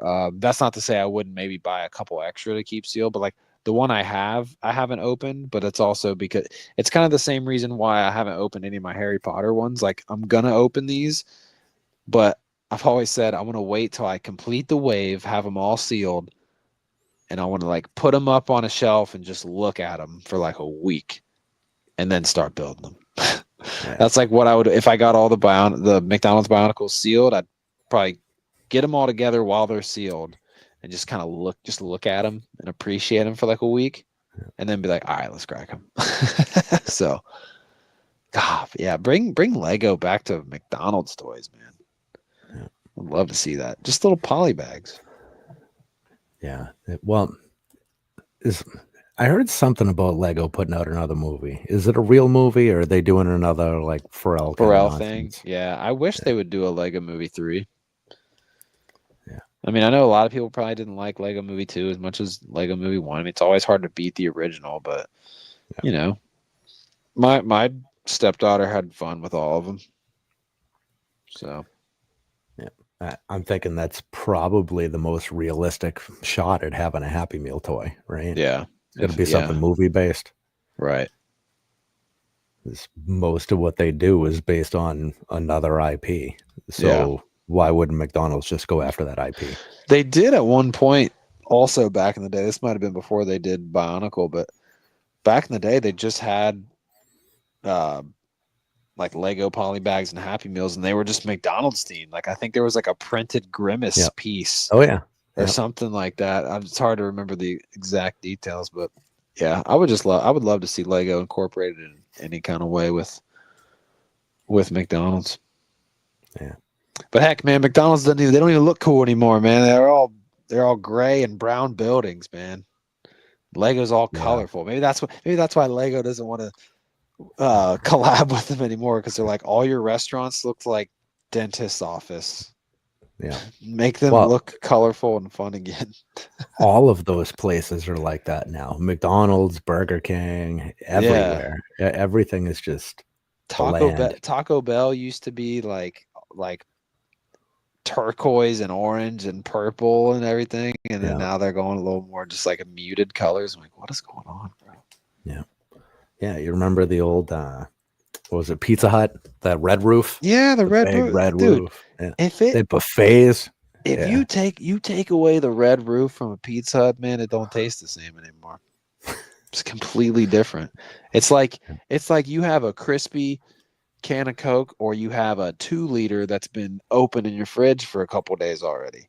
That's the difference from like a Pizza Hut that's connected to like a Subway now versus the ones back in the day. They had a salad bar in them. They don't got a salad bar in any of these new ones now that are connected to Subways. Yeah. Man, I'll tell you what, if I didn't have a Lego podcast, I'd have a food podcast. Straight up. And I can't even remember the last time I saw a salad bar outside of like Vegas. Last time I saw one, I was on the way home from a vacation somewhere down south. I think a cruise we were coming back from, me and the wife, and we stopped at a Ruby Tuesday. Incredible salad bar. Yeah, they are still doing it right in 2025. Well, I had no idea they were still around. Dude, yeah, Ruby Tuesdays, man. And I'm talking like some places do a salad bar, right? And you have like maybe like 5 options or something in terms of all dude, this was one of those salad bars where you had like sunflower seeds and like just every type of topping you can think of throughout this salad bar. Different types of lettuce, like 20 freaking salad dressings, all the kind of different toppings you could think of, any vegetable, whatever, bacon. It was there. And I just remember like me and the wife being like, we haven't seen a salad bar like this since like 2004. What's going on? Yeah. Shout out to Ruby Tuesdays for having a legit salad bar. Man, I used to go to Ruby Tuesdays like once a week or once every other week. I don't know, in 21, 22, they were right down the street. Yeah. I don't think I've seen one in a decade. It's Ruby been a minute Tuesdays. anyway. Yeah, they had the colossal burger. Oh my god, that thing We was almost glorious. we need to get a restaurant for every day. We got TGI Fridays. We got Ruby Tuesdays.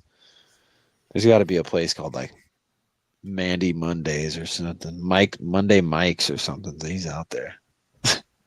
Yeah. What up, Rob Claxton in the chat? Papa Rex. Pizza Hut where I live still have Both a pizza. Papas in the chat. Awesome. Oh, some Yeah. of them. Someone in the chat still. Oh, they still have the salad bar. Nice. Shout out to Yeah. Rob Claxton. You got a good pizza Hut still. Yeah. Torso for real. Cracker said make salad bars exist again. I know, man. I know. Yeah. Torso Cracker, one of my favorite names in the business out there. Yeah. Man, a salad bar. What was the name of that buffet chain? Old Golden Town Corral? Buffet, Old Country Buffet. It was Old something Buffet. We have Golden Corral, and I think before we used to have a Ponderosa Steakhouse. That's another one. Golden Corral. Those ones I've seen. Golden Corral, yeah, we got one. Yeah. Yeah. They used to have the chocolate fountain thing there for a minute. That sounds kind of sketchy because you get a bunch of dirty people dipping in. I know, just dipping their. Yeah, I never used it. I never trusted it either. I always remember thinking, like, I don't know about that, man. That's almost like drinking from a water fountain somewhere where it's like a city pool water fountain. It's like, yeah, it's probably not the best thing to drink out of. Yeah. How many kids have put their mouths just right on there like a straw? Yeah. I don't know. Yeah, if kids I going like up to that. being at a city pool either. You got kids going up to that chocolate fountain, just putting their finger in. Oh, that's good. And they come back. Yeah. Yeah. Oh, yeah. No, I mean, never trusted and it you can't blame a 6-year-old for doing something like that. I mean, they're kids. No, but you also probably have adults doing that too. Yeah, and that's gross. Well, I think they might have removed it specifically for that sanitary reason because I don't think they do the chocolate fountains anymore, but they were for a little bit. There was a Chinese buffet near me, I don't know, years ago, and the food was out of this world. The prices were great, but it was just all open buffet, and like hanging like the old school what do they call it? Like the Papagino's lights. I don't know if Papagino's are regional or not, but no sneeze guards, no nothing, wide open. Yeah, and it was sketchy. It's good though. Shout out to buffets, man. They made a comeback a little bit. I feel like the pandemic definitely killed them all, and then they're making a comeback a little bit. Good. At least mine did. Like our Golden Corral closed, and then they reopened. It was like slightly remodeled and reopened. Yeah, survival instincts. Yeah, similar to movie theaters. Shout out to movie theaters for coming back. We also had because we don't have an AMC or anything where I live, but our kind of like small chain movie theater, it also made a comeback in recent years after COVID obviously knocked a lot of them out. So shout out to movie theaters coming back. Yeah. I mean, the movie theater post-COVID, I've been loving it. So dude, my daughter's just at the right age. We go in and we're the only people in the theater. Ever. Yeah. Oh yeah. It's good. Yeah. Way overpriced. I'm about to go see because they're bringing Harry Potter movies back to theaters, but they're not. It's not AMC's. It's like some of the other smaller chains, but the tickets are only like $6. Generally, when it's a movie, because like when I went and saw Phantom Menace, like what was it, last year I think, or the year before, or whatever, when the 20th was, they or 25th, and I don't know, whatever the last anniversary for it was, like a year ago. It was only like a $7 movie at their $6 or $7 because I feel like when it's a rerun, even when I saw Revenge of the Sith, I feel like I didn't pay that much because if it's like a rerun of a movie that's been out, it usually isn't as expensive as a new movie. So that's always nice. Which to just throw that out there, I'm such a huge fan of them bringing movies back to the theater like that. Oh man. I love it because you have especially with an older movie, like you got a lot of people that have never experienced it in a theater. Yep. So I love when they do that. I'm a huge advocate for that. Yeah. Star Wars, being the perfect example, there were new fans come in all the time and they miss an entire trilogy. So now they're in, let's go back and figure it out. it's a good opportunity. Oh yeah. Yeah, where are we here? I'll say I know we went on some tangents. I didn't want you to miss anything else you had there. Getting close here. I'm a tangent Timmy for sure. Yeah. Okay. So okay. Here's what I missed. Going back a little bit. So Yeah. we've heard Sean's version of the story recently when apparently he approached you about starting the show together. Oh yeah. He was in your chat. That's how that came about. How you guys kind of met. Yeah. What was the original initial reaction? Like, yes, I'm not doing this alone anymore. Was it like, I don't know if I want to give this up? I pretty much, yeah. I mean, I was pretty much all about it pretty quickly because, I mean, there was a little bit of that concern of like, I've never really even technically met this guy. He just watches my chats. But like, what was cool about the very beginning of that is Sean had done like a pulp culture podcast with one of his buddies for like, I don't know how long they did it for. I mean, they didn't do it for as long as we've done ACOB, that's for sure. But like, he was able to like send me a link to one of those episodes. And so I was able to kind of get like a very good sample of like how Sean was on the mic before I met him. So that was great. That was like, and then of course we did like a test stream, like a test episode, which Sean has mentioned, like we need to put that out for channel members for sure. Because it's somewhere. It's either privated on the YouTube or it's saved in the stream. It is somewhere. So we gotta find that and put that out there for channel members. But yeah. So it was cool. But it was really cool that he had a previous like podcast thing that he was able to like send me an episode of, and I was able to listen to it and kind of get a gist of like just like how he was on the mic and everything. And then also too, like a lot of the streams I listened to and watched in the Lego space, you know, like Rich Boy J, like he might start out the first 30 minutes by himself, but then he at least has like one of his buddies kind of just call in and like just chat with him or like read chat and things like that. And I had a few people, like even one of my buddies, Terry, who would always like be in my chat and kind of moderate and things like that. But definitely to have someone to like bounce things off of was something I definitely like was like definitely about doing. And then especially doing a podcast stream kind of thing. I was definitely something. Yeah. So I was pretty much in it right from the beginning, and it made it really easy, like I said, for Sean to kind of give me like, here's a sample of what I'm like on a podcast, because I've done one before. And I was like, oh, cool. Listen to it for like, I didn't even listen to the whole thing because I listened to it for like 5 minutes, and I'm like, yep, all right, he's cool. He's not weird or anything. I'm pretty sure I can tolerate him. And then 4 years later, now we're best freaking friends and been doing the damn thing for 4 years. Which is crazy to think about in comparison to like it just starting. Because I mean, there's so many podcasts out there that, you know, even if they make it a year, like that's a pretty long time for a podcast. But there's a lot that kind of maybe phase out after a year or two, and then now me and Sean are 4 years in, baby. It's crazy. When you guys did that anniversary show, was it last week? I think the week before, maybe. It might have been last week. I think it was last week. Yeah. Showing some of the first episode to kick that off. That was wild.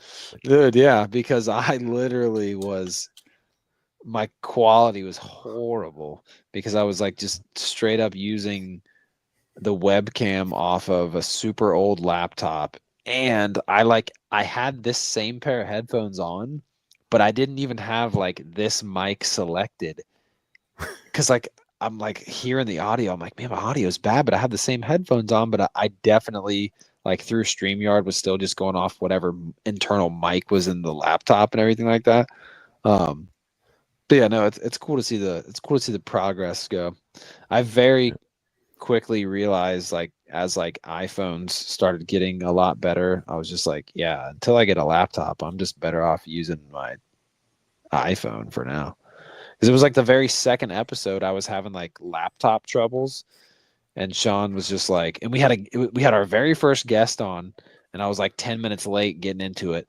I was so freaking just like, oh my God, I can't believe I'm late. It's our first ever guest on our second ever episode. And I remember Sean texted me like, I don't know, man, you're just gonna have to find a way to tap in on your phone or whatever. And then like I used my phone, and it ended up looking better than my crappy laptop. So it ended up working out for the best. And then, I got a laptop and then had problems with it. Or never had problems with it. The first laptop I had just died, and then this freaking laptop, which launched the ongoing joke of my tech diffs, and yeah, that's still something I got to get figured out. Oh man, I hate technology. I mean, tech diffs are the worst. I'm very thankful for it. It's a blessing to our lives in so many ways, but technology and I are not friends. But it should be easier though. Like you would think like nowadays with like technology and maybe it'll get there eventually, but like I feel like with like where we are with tech and like especially like AI, like I feel like you should be able to just like plug things in and then like say a voice command and be like, I want this mic and this camera set up on this app, go. And then everything happens. Like I feel like eventually maybe we'll get there, but tech diffs, man, they're infectious. Yeah. Well, you talk Happens about to the having best of them. the wrong mic connected. I ran into that last week.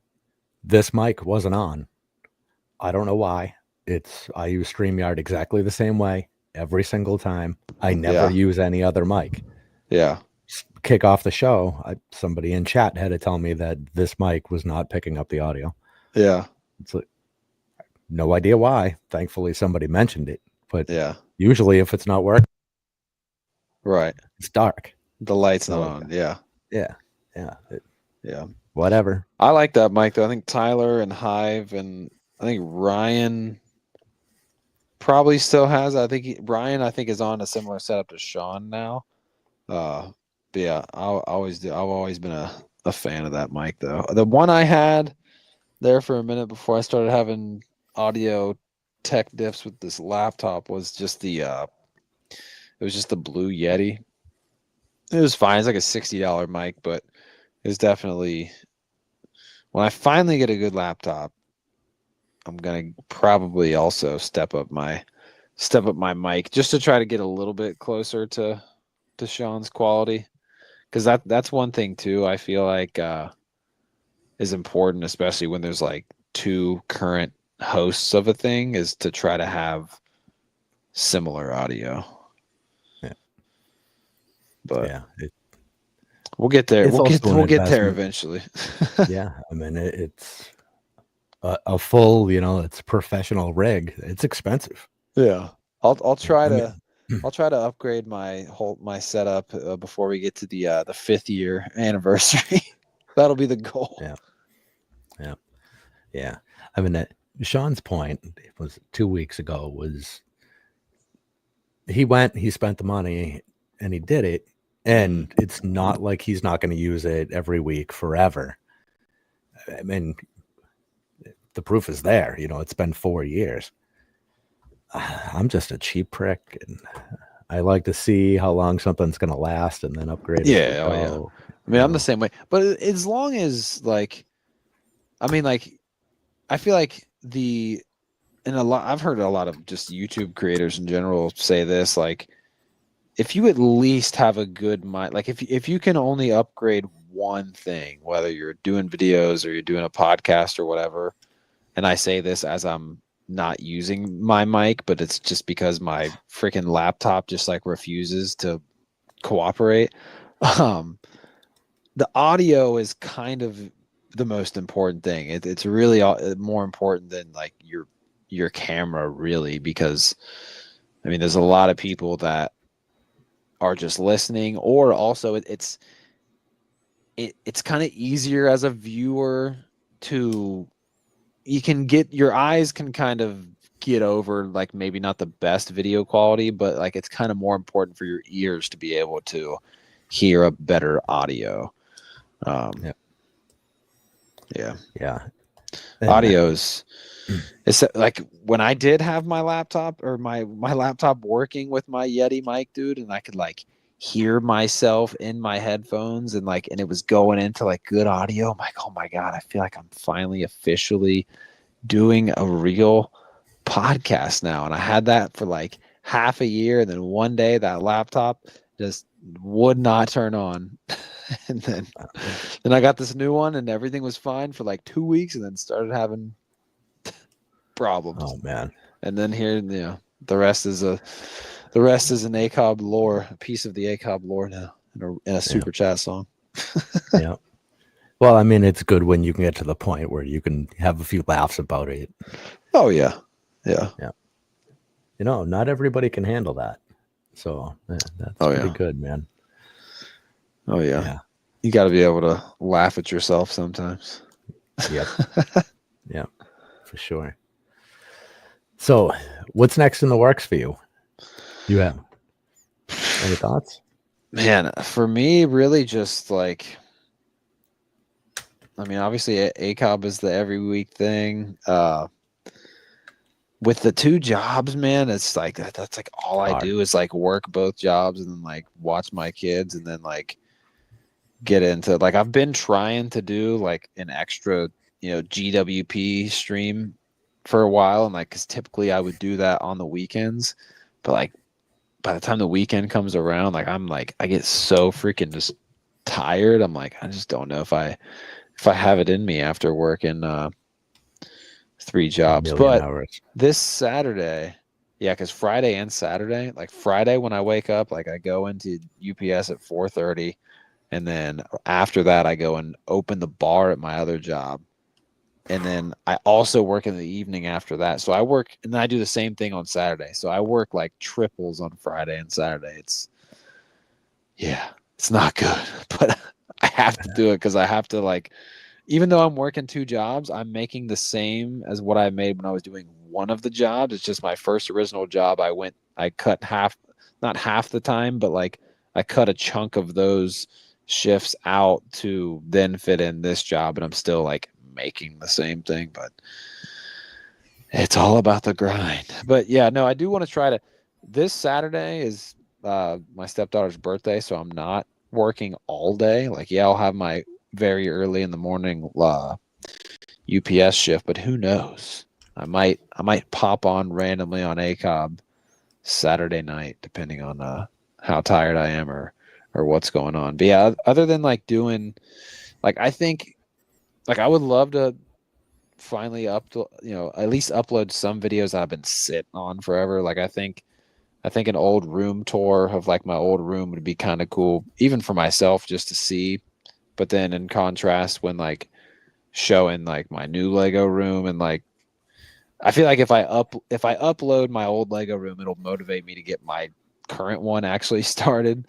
So other than like that, any other time, and I've talked about this with Sean, any other time where I'd think about like uploading something on my channel, like I would really kind of rather just put that energy into something with ACOB. Like I would like if I was gonna do some kind of like a vlog going just to the Lego store on the Death Star drop day, like I'd rather just put that on an ACOB thing. Or if I was gonna do like a 5-minute commentary video on something, I would really rather just upload it on ACOB. I'm always gonna have my channel and like do like vlogs once a year and stuff like that. But I mean, with as far as ACOB has come at this, like if I ever was gonna take time to like film a video and edit it and put time into it, like I really would rather just put that time and effort into ACOB rather than my own thing.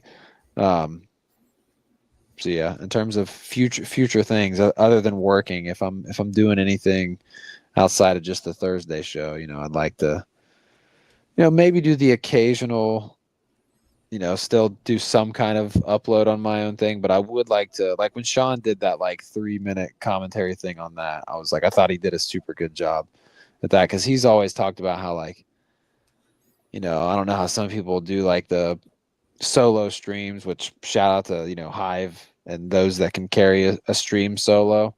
I do it sometimes like I did before ACOB. Not easy, but you can do it, but and to also even just filming a video just at a camera. I mean, that's what I was doing for a year before ACOB, and it is weird. It's very weird to do, but and Sean's expressed how it's weird, but I think I love like the little short commentary videos that he does. So I think if he does those more, then I also can do them. Because like if we got to a point where like Sean was doing those once a week, and then I was doing those once a week, and then we had the Thursday show, like effectively then that would be 3 uploads a week for ACOB instead of 1 upload. So yeah, in terms of future things for me and whatever in regards of like, the whole Lego thing, I'd like to, try to get some, short form content uploaded over onto ACOB with the occasional video still on my channel just to kind of keep it somewhat alive. Yeah. Yeah. So. Just a little reminder for people that you're still there. Yeah, exactly. Yeah. Well, I mean, as long as all of those people know where to find you, it doesn't necessarily matter where they find you. Right. And that's how I always felt when ACOB first started. I'm like, man, like I feel kind of bad that I don't really post on my channel hardly as much anymore, but like I'm still doing something in the Lego space once a week on ACOB. And I mean, dude, I never thought I would get my channel to hit 1,000, and that was cool hitting 1,000 there. And then it was crazy. I remember me and Sean being crazy hyped when we hit 1,000 on ACOB, and then now we're getting a little bit closer to 6,000. So it's cool to see.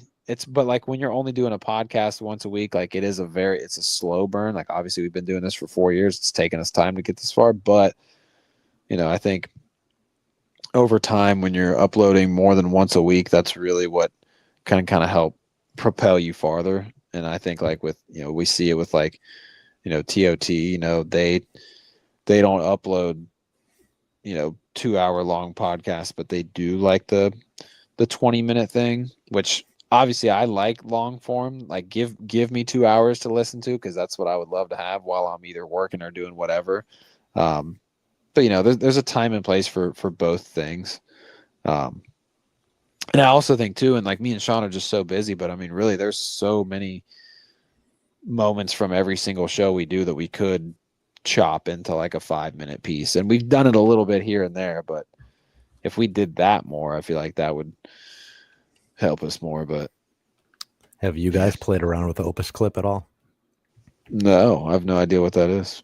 Oh, so we won't talk about it too much now, but it's an AI thing that you just give it your show, and it picks out key moments and it chops it up into TikTok, nice. YouTube, short, whatever videos, and you can kind of give it an idea what you want and what format and whether you want text overlays, all that nonsense. Nice, Sean. If you're listening, we'll have to look into that. Yeah. I don't remember exactly what it cost. I looked into it because I was going to try doing it. And one thing I learned after the trial period is sucks, unfortunately. Okay. Well, I hate to. Okay. Well, I'm actually glad to hear that because I had terrible results. Although I do think the reason I had terrible results was because the content I was feeding it to start with wasn't great. Yeah. Because I tried it the earlier episodes when everything was different, and somehow my audio was worse, my lighting was worse, whatever. Yeah. So I blame a lot of it on that, but it doesn't work for this camera setup. Interesting. It's a good idea though. Like I definitely like the idea of it for sure. We need to do is very manual. Huh. Interesting. Okay. All right. Well, that makes me feel a little bit better. But I mean, it's conceptually, it was very good. Maybe there's something coming or something else out there I haven't found yet. But the idea is there. No, yeah, I like the idea for it for sure. Because I don't know how to edit anything at all, ever. I don't think I've even attempted to edit anything other than like some mumbling off the beginning and some dead air off the end. Yeah. I've only ever used iMovie, but it's easier to, well, because I had a little bit like, so me growing up being a skateboarder, I had like a tiny little bit of experience like editing skate clips. So Yeah. that's what helped me a little bit when I was getting started. But there's levels to it, man. There's like, you can use iMovie and just kind of do the basic thing, or like you got other people that get the other softwares that can do way more and a lot more flashy stuff. But also sometimes, editing could be as simple as you make it, or you really can. Like when I used to make videos, like, it's like, oh, I could spend an hour editing and get everything done that I need to. But if I really want to add in like certain sound bites here and there, B-roll, other pictures and clips and this and that, and it's like, then I could add all that in there if I really want. But yeah, it just depends. You can be minimalistic, or you can be like shy and edit a 5-minute video for 10 hours and be real meticulous on everything. Yeah. That will never be me. Never. The amount of Lego I could sort in the time it takes him to edit a video. Yeah, I couldn't do that. Yeah, that's more the uploading I'm interested in doing. I mean, we have too much backlog to get through. I'd rather upload to Bricklink. Yeah, dude, I guess in terms of another thing I didn't mention for what's next for me, and I touched on it earlier, but get my freaking Lego room in check, man. I need to get everything organized. I need to get some shelves in here. I need to get some builds on display, and then just build more of my freaking backlog, man, and kind of make, turn that into that would be something that I would like to, because that would make more sense to just be something kind of for my channel. Because if I did some kind of like vlog or something, whether it was like going to a release day at the Lego store or like hunting for deals, or kind of like what I used to do for vlogs, I still would like to throw that up on ACOB. Or even if I did like a 5-minute like commentary on something, like I would just want to throw it up on ACOB. But in terms of like, obviously I like to do like the yearly Brick World vlogs, but I think like doing a series of updating my Lego room, and especially comparing it to my old one, I think that'd be cool to see. Even just like for me, because it would just be motivation for me to do it. Like, obviously it wouldn't get like a crap ton of views on YouTube, but it would be a reason for me to put something on my channel, and it'd be like a double-edged sword of motivation for both ways. It'd be like something for me to upload to my channel, and also motivation for me to finally get my Lego room where I want it. Yeah. It's got potential. I look around and I'm like, man, it could be really cool in here, but it's just chaos. And it's been chaos for like 2.5 years. There's got to be a point where the chaos just becomes overwhelm, and it just becomes a daunting task, right? I know. I gotta get on it. Ostif's gonna come down, and we're gonna sort this out. I'm gonna have a helping hand in this. Thank God I got Ostif. He's a good man. He's a good man. He really is. Shout out to Ostif. Yeah. We've been glazing him a little bit in this stream. Yeah. He's a man worth glazing. Pause. Yeah. Yeah. Seriously. It's he's earned that. And yeah. It's good for him to get a little bit of extra of that these days too, where he's been very busy, a lot going on, a little quieter side. But good things coming for him. Psyched for him. Oh yeah. Yeah, I'm looking forward to him coming back and doing some more streams eventually. Yeah. He's got some work to do first. Yeah. Trying to be smart. Yeah. The education there. Oof. Man. Oh yeah. My wife's in online college while working her job, and then I've got me doing both jobs, and yeah. Busy. Yeah. Life comes at you quick sometimes. I'm all for a lot of work, but I am not for schooling. I mean, I Yeah. want to say I'm anti-schooling, just but Yeah. personally, I can't imagine doing Yeah. it. Well, towards the end of high school, I was going to be an electrician, and like that was like something I wanted to get in without like going to college for 4 years. But like now I'm kind of just, you know, kind of restarting and going into like driving is going to be what I'm going to do. But at least I don't like, I'm glad, like it sucks work, like having to work like in the middle of the night and working in the warehouse like I am now. But like, I guess where I'm at, like, yeah, like over school, I'd rather like work up through the ranks in a warehouse for X amount of years until I get to the final goal of where I gotta be. Yep. Yeah. So my UPS guy stopped by today just to say goodbye to me and the family Oh, because it because he was was his getting a last. different route, or he was No, retiring. retiring. Today was his Ah, last okay. day. Wow. And of course, his last day was the day we didn't have a package being delivered, which was Oh kind of a man. shame. Yeah. And yeah, it was sad. My kids were all bent out of shape. And Yeah. Yeah, man. A just lot of like, these UPS drivers have the same route for a long time. I can't wait till I kind of get to that point of, because when you first start, you definitely kind of get bounced around a lot. But yeah, eventually, you get settled into your same usual route, and you even the dogs you encounter, you don't have to worry about because you know them and everything like yeah, that. Well, it's like when you're on different routes all the time, like, and you see that there's a dog, it's like that's when you got to like stay inside your vehicle until you like kind of figure out like, okay, this dog's not gonna kill me. All right, I think I'm good. yeah, yeah. How fast can it scale that fence? Yeah. Yeah. But Oh, yeah. Bearded, you're an electrician? Right on. Yeah, he said he should join me in the Sparky industry. Yeah, man, I started to when I was in my senior year of high school and a little bit after, but things went different ways for me. Yeah. Yeah. Our electrician bills out at, I forget, he's 110 an hour. So, yeah, they do all right. Oh yeah.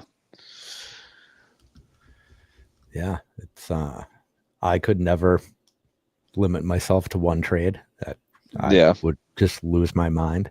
But the there's better money in narrowing yourself down, I think. Our Yeah. plumber makes killer money too. Shout out to the plumbers. Yeah. That's smelly work. Oh yeah. Yeah.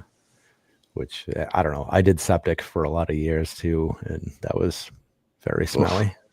Yeah, I couldn't imagine doing that. Yeah. Yeah, you don't really recover from that. Yeah.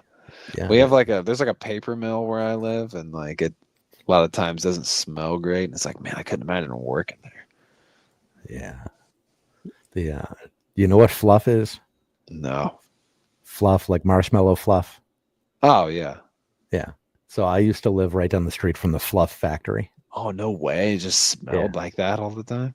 Yeah. It smells like burning bone marrow. Yeah, because eventually you start just hating it. Oh yeah. It's a wretched smell, and you always knew when it was going to be burn day. There'd be like this special colored cloud, and the whole Oh, neighborhood God. would smell. Yeah. Yeah. Yeah, the Wild. paper mill where I lived, or where I live close to it, definitely smells worse on some days than others. That's for sure. Yeah. Yep. The only solution is to bake some cookies. Yeah. It's the ultimate smell. Something to mask the smell. Yeah. All right, man. It is 11:15. I should probably let you go since you have like 7 minutes Yeah, well, before you have to start I again. mean, you got. I was to say you got. You sure you don't got anything else? Anything we didn't cover?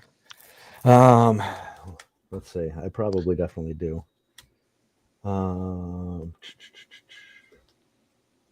So pre-call, or prior to going live, we had talked about Yeah. you being the first guest on Sauce.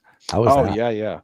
Dude, that was cool. It was funny because I remember like even before and like during, I'm like, it is so weird that I'm the first one because I'm like totally like like I have, I'm nowhere near of a like you have so many better first guest options than me. And so I was like, nah, man, like I want you on. And I'm like, yeah, but I know, but you were buddies. It's like, but you could have very easily had like, an M&R Productions type level of a guest for your first episode. But I'm like, but on the other hand, though, if we experience any tech diffs or go through any learning curves, it's actually kind of perfect. I'm like the test dummy, actually. But no, it was cool too because it was like I had never done an in-person podcast. I did one. There's like a local podcast in my area that had me jump on theirs like a couple years ago. But other than that, any other like Lego podcast I had done outside my own was just another like online thing. So it was really, I felt like I was going on freaking like Joe Rogan or something. I was in LA and like Shy came and picked me up from the like apartment building that we were visiting my friends at. And like it was really the experience just of like meeting up with Shy and like going to his house and like, dude, seeing his Lego room for the first time is crazy because like you see it on screen all the time, and then just going and seeing it in person is like, what? This is crazy. And then like it was just the most like it was a very Californian experience. You know what I mean? Like a lot of people go to California, people that are like way higher up, like in the celebrity community, like way bigger than like what we are with like in the Lego space, but like people go to California for auditions or to do bigger talk shows or whatever. And it's like, it was just cool. Like I happened to be in I didn't go all the way there just for Shy. Obviously I just so happened to be going there to visit friends, and that's how we fit in me doing that. But it was just cool. Like he picked me up downtown LA, and then we did the podcast, and then we got In-N-Out Burger after. It was like the most like California thing. But yeah, it was a cool experience. It was, I think that was only after I had met him once at Brick World, or maybe twice. I think maybe I briefly met him like the very first year I went there, but then that was after Brick World 2023 when we finally went for a full week. So, but it's always cool. Like I love when I get to see friends of mine through the Lego space, like outside of like just Brick World. Like I've got to see Sean a couple times, like outside of just like going to Brick World. I've got to see Tyler and P&G, like when we went to GalaxyCon. So it's like obviously everybody focuses on like Brick World to like meet back up with everybody that you get to talk to all year, but never get to see in person other than that one time. But it's cool when you get these other little bonuses outside of Brick World. So yeah, no, that was cool, man. Hopefully I get to jump back on Sauce again later on down the road when I'm not just a test dummy. I'm sure Shy's got a list of like 50 guests that he's got to try to get to. So well, he might even have 50 just in the can waiting to be edited. I know. At this point. I'll go on for Shy. Just have me back on for episode 100. That way I can be on the first episode and then the 100th episode. I think that's a good plan. That'd be cool. But also episode 100, it would be cool to have like a multiple. I don't know. He would do something like super epic for episode 100. I think. No one Shy. Yeah. I guess the gauge for time will be he recorded with Hive at Brick World. Oh, I can't wait for that one. Yeah. I can't wait for that one. Yeah. It'll be interesting to see what he leaves in. Right. Yeah. That one's probably edited a little bit more than the others. Yep. Oh yeah. Yeah. Man, I love Hive. Shout out to Hive. He's absolute gem. He's one of my favorite people in this entire community, and he has been like one of my favorites like ever since like we first like started like just having him as a friend of ours, like because and I think Sean mentioned it like on the anniversary show, but like it's like a very cool like relationship that we have with Hive and also Shy, because like Shy had Cali Brick Click, and then like Hive's had Good Morning Brick World, and then obviously like the Pure Rants, and like Hive, me, us, Hive, and Shy, and like you and everyone else that also does this. Like it's obviously we're all into Lego, but then we all also have like the common interest that is like streaming or doing podcasts or some whatever kind of talk show thing that we're doing. Yep. So yeah, it's been real cool having. I mean, Hive's really been, friends of ours since like kind of like the early days of us getting going into this thing, and now we're 200 plus episodes in. So, but Hive's the best. Pure and Fury, man. I listen to it every Saturday at work because it comes on late Friday night, and it's like when I need to be sleeping. But I'm always in the replay gang now on Pure Ants because I listen to it when I'm at work the next day. Yeah. I wish people who tuned in for the first time would actually just go back to the beginning, like start at the beginning of the show and actually give it some time to watch it play out. Because if you catch it wrong, you catch it mid rant, depending on what's going on that night. Oh yeah, I can see how you could be a little off put or whatever by it. But Hive is a good human. Like he's just a good person. So hear him out, really see what's going on. Right. And be like, okay, well, this guy is great. I just happen to not like the subject matter at the moment. Yeah. Because not everything is for everybody, right? Yeah. And shit, the show is funny. So I love it, man. Yeah. It's one of my favorites, if not like my favorite stream to listen to. Yeah. Especially when he really gets off the rails about stuff, man. I love it, man. Did you catch last week's? I'm pretty sure I listen to it every week. I may have not have listened to the entire, no, but I pretty much do. Yeah. I pretty much do every time I work, every Saturday. But it's defending Taylor Swift, and we find out that Hive wants a Labubu, and oh god, oh man, just dying. Oh, it's a riot. It's like, come to find out, fucking Labubu. Now I think I fucking want one. Yeah, and I'll never get one, but I understand. Oh yeah, I mean it's like modern day Beanie Babies. Yeah, I mean they have one that it looks like the mech thing from Aliens, and that's kind of cool. Yeah, I mean I was into Pops there for a minute, kind of just before I was getting back into Lego. I was kind of a Pop collector there for a short period of time.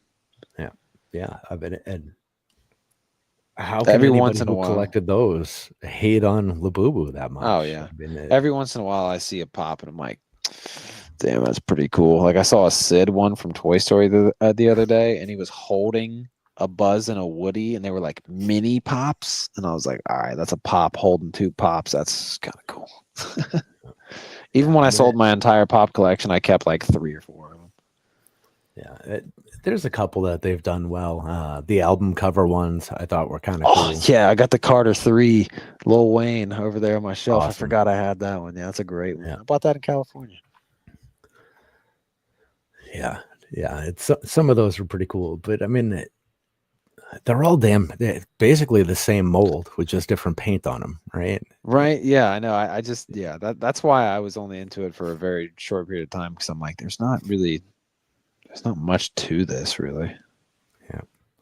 Yeah. I mean, recolors of anything kind of drive me crazy. Yeah. Although, did you see? I didn't see it in the Discord. I think I only saw it on Instagram. Buildable Iron Man coming, $130. Yeah, it's like a bust. Yeah. Well, it's like, I don't know how many times are we gonna build a certain heads, No. This one is supposed to be a full body from what I'm seeing. Oh, like more of a buildable fig kind of thing. But we are getting a bust though, I think. Yeah, I think the bust is already out. They did Iron Man, and they did whichever Spider-Man's got the little extra arm. Oh, okay, yeah. But yeah, I guess this one, I'm picturing a recolor of C-3PO, but Iron Man, so it'd be like dark red. Like a big one, like more than just like the $30 buildable figs we were getting there for a minute. Yeah. So in line with like Chewie and 3PO and that size. That could be interesting. Yeah. I want a Jyn Erso type molded head underneath, and the mask go and open up. Nah, that'd be way too much. Yeah. I feel like Lego should just stay away from human faces. Yeah. I don't know. I also don't want them to make a buildable anything ever again until I can get a Grievous, like a good quality Grievous. That's all I want. I love the UCS Grievous is pretty cool when they did that. Yeah, I'd love to see that again. Yeah, I want a Grievous in that kind of scale, like Chewy size, roughly somewhere in there. Oh yeah, or make it very posable. Oh yeah, I'm all about that. I'm all about that for sure. That's all I want. I mean, I don't have a ton of Star Wars sets. I don't have a ton of interest in having a ton of them. Yeah, we build them, we get the parts in, we do all that thing. But I'm not going to collect hundreds of them. But a Grievous, I'd put some money into that. I'd be really happy with it. We could have had it this year for the anniversary of Revenge of the Sith, but no, we can't have nice things. We can't have anniversaries. Yeah, sometimes we can, but not always. Yeah. Well, and how come the like $40 cheap ass knockoff brand has a beautiful Grievous head? Yeah. But we can't get a Grievous helmet. Well, helmet, whatever, head. But yeah, I mean, make that top dollar. Make it $100. We might eventually, because I mean, shit, we thought that like helmets / heads were going away, but like now it seems like, well, we're still kind of getting them. Yeah. But yeah. Well, I mean, do away with the MIDI scale. Just make this the last wave of MIDI scale. Yeah. I mean, there's so many more helmets and heads they could do in Star Wars, man. I mean, how many freaking clones and bounty hunters and all that.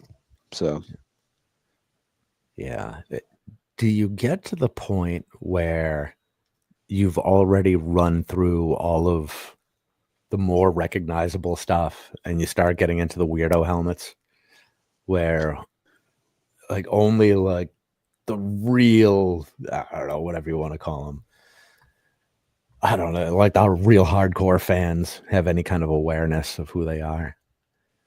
Yeah, I mean, I think eventually for sure. But I don't know, like over time, the more niche things in Star Wars become normal, I guess. Yeah. Over time, you know. Yeah, with between Mandalorian and Ahsoka, you've already got more in there. What's her name? Bo-Katan and Sabine. You know, it's anything. Yeah. Dude, they could a Sabine build a helmet. That would do great. That would do great. She's popular enough of a character, and like her helmet alone is always unique looking. Yeah. Yeah, I mean, would a Gene make 4 or 5 different versions of that? Right. Oh, exactly. Yeah. So some of those things you could do. Maybe you couldn't have done them 2 years ago. Yeah. But anything that they pull out of the Clone Wars and put on TV suddenly becomes doable, right? Yeah. Oh, yeah. Kashyyyk, give me a Kashyyyk Trooper helmet. Those are the green ones, right? Yeah. Yeah. Okay. Give me some greenies. Give me some green cloney boys. Yeah. I just want those minifigures back in general.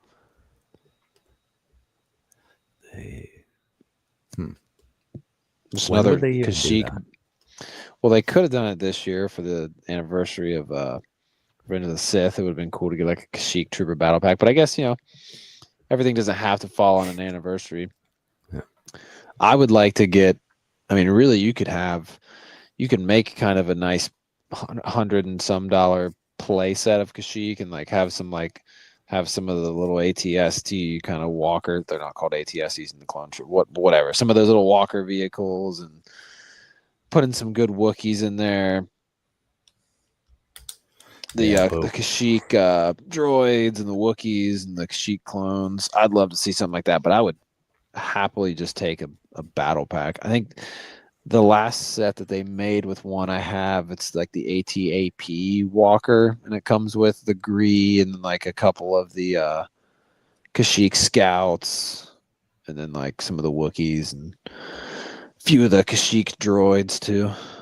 Yeah, so it's I think those are some of my favorite. $45 battle pack. Yeah. Yeah. hope that battle pack just sells extremely poorly. Yeah. I just can't. I can't believe it's just on shelf right next to the $30 one. Yeah. It's And crazy. the reviews are crazy. It's just getting hammered on Shop at Home. Oh, and good. You know, it's let the hate flow free. Let it flow. And man, I hope they learn something. Like Palpy said, man. It just, they got to learn something. But you look at their numbers. I don't know. Their first half numbers came out, and it's like they're not going to learn shit. No. Man. Well, then now you hear people talk about how they almost don't mind if their sales dip a little bit because of it being overpriced, because it'll allow them to keep up with production easier. But I don't know how much I believe that. I mean, I feel like, I don't know. That's a whole nother topic for another time. But yeah, like that's whoever knows exactly what the motive is behind some of these prices getting high up like that. But we'll see. Yeah. So last week, we had on Chris from Great Brick Lab, and that's how he handles how many orders he can put out. If he'll just up his prices, and that's it. And then he doesn't get as many sales, so he can actually handle the volume. And when I mean, it is a tactic, I guess. So I mean, Lego could be doing the same thing. Yeah, I don't know. And with the amount of sets that they're producing, I mean, they could sell less of each one. I don't know. I mean, what it comes down to is they make a hell of a lot more money than any of us. Yeah. They have some idea what they're doing at this point. So, yeah. I don't know. However you shake it, the 50% off still looks nice. That's kind of where I've been at for the last 2 years. I try my darndest to wait on most things until I get a deep disky. Well, it's the discounts come so fast now. Yeah, you do have to wait a little less time now. Plo Koon's on sale already. Oh, nice. Yeah. I got my Dark Falky for $80. Felt great to buy $180 set for $80. Oh yeah. Yeah. Yeah. We found one at 70. And nice. That's already gone. We sold it for 120 in like 3 days. Nice. It's the just keep a little cash flow going. Yeah. Oh yeah. I'm fairly certain we'll see more deep discounts as the year goes on. Yeah. So, and if not, then I'm going to end the year pretty disappointed. But that's all right. Yeah, I mean we've seen a lot so far. I feel like a lot more will start to pop out. Yeah. Yeah. Whenever it was 3 weeks ago, those Walmart clearance sales that just popped up out of nowhere. Oh yeah. Those were good. As soon as Sean texted me, he texted me like a screenshot of the $80 Falcon, and I was like, now's the time. Just got on there, and there it is. Beautiful. Giant box for $80. Yeah, I mean, that's a good looking ship. They did a good job with that. I love black and red, just like the second Kylo shuttle. It's another thing in my backlog I got to build. The one that really surprised me that I didn't think I had any interest in until I saw it. What, the midi scale one? No, the whatever it is, the hot rod snow speeder there. Oh yeah, no, that whatever cool. It is. Yeah, I really like the look of that thing. I did too. I like that it's just different. I like that it's something different. Yeah, it looks fun. Like it really does kind of look like a hot rod spaceship. Yeah. It's kind of it's a little bit of a sleeper. Well, I'll find a way to have that in there as an honorable mention when we do our 2025 recap at the end of the year for sure. Yeah, and I think that's going to get clearanced heavily. Oh yeah. I'm gonna buy it for not because I think it's like horribly priced, but like it's just one of those ones that isn't crazy popular that I'm like, yeah, that's definitely one that I'm just going to be able to find for $20. Yep. Yeah, because the people that have to have it are just going to buy it right away, and then nobody else is going to care. Yeah. Jedi Bob is a pretty good example there. Yeah. Everybody was so excited. Yeah, I'm gonna hopefully catch Bob on him. I think that'll be definitely like a Black Friday kind of, because I've seen it for like 32, and I'm like, that's good for 32, but I wanted it like 21. Yeah. I wanted a little lower. That's possible. I mean, 25 for sure, I would think. Yeah. I mean, that's just kind of with Lego becoming, an expensive hobby. I mean, it's always been pretty expensive, but that's just kind of one of those things that you just kind of have to, you gotta buy sets towards the end of their, shelf life if you want to get stuff before it retires. But then also you got to try to resist the urge of buying brand new stuff and waiting for it on clearance. I feel like that those are like the two important steps of like strategic Lego buying. Is like, not only is it good to like buy stuff towards the end of its shelf life because like you give yourself more time to wait on the newer stuff, but also if you buy it towards the end of the shelf life, it's also sometimes more likely that you'll see it on clearance. Like I hate that I didn't get. It's not that bad because like even now that it's been retired, like the loose land speeder you can still get for pretty damn cheap. But like, I kind of wish I would have grabbed it like when it was just on Lego.com for $160 at the end of its shelf life. Yeah. So, got to be strategic when it's expensive. Yeah. Unless you're Duck, then you just buy everything. Yeah, but it's walk into the Lego store. I'll have one of everything, please. Yeah, that's also business for him, right? Well, true. Yeah. So I mean, he can write off everything he buys.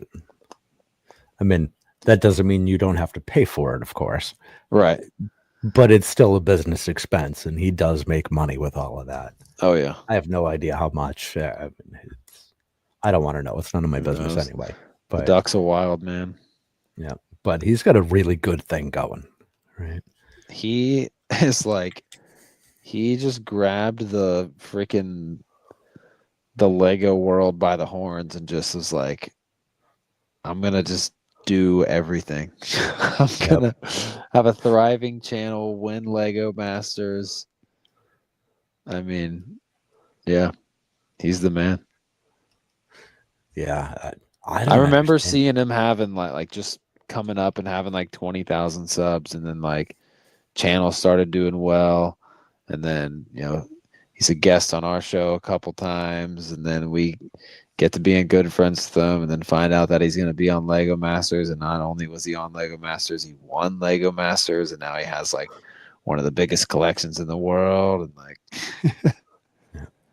well, which I don't know why this didn't even occur to me, but he's got an actual job. I don't know how he does it. I don't know how he fits that in. Well, that's why he literally is crazy. I don't think he sleeps.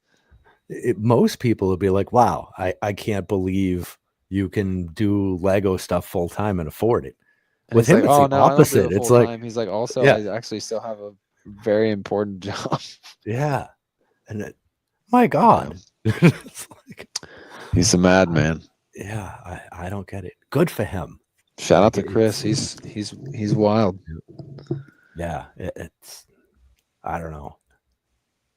He's also young, so I guess he can do things like that. Yeah, he's got the energy for it still.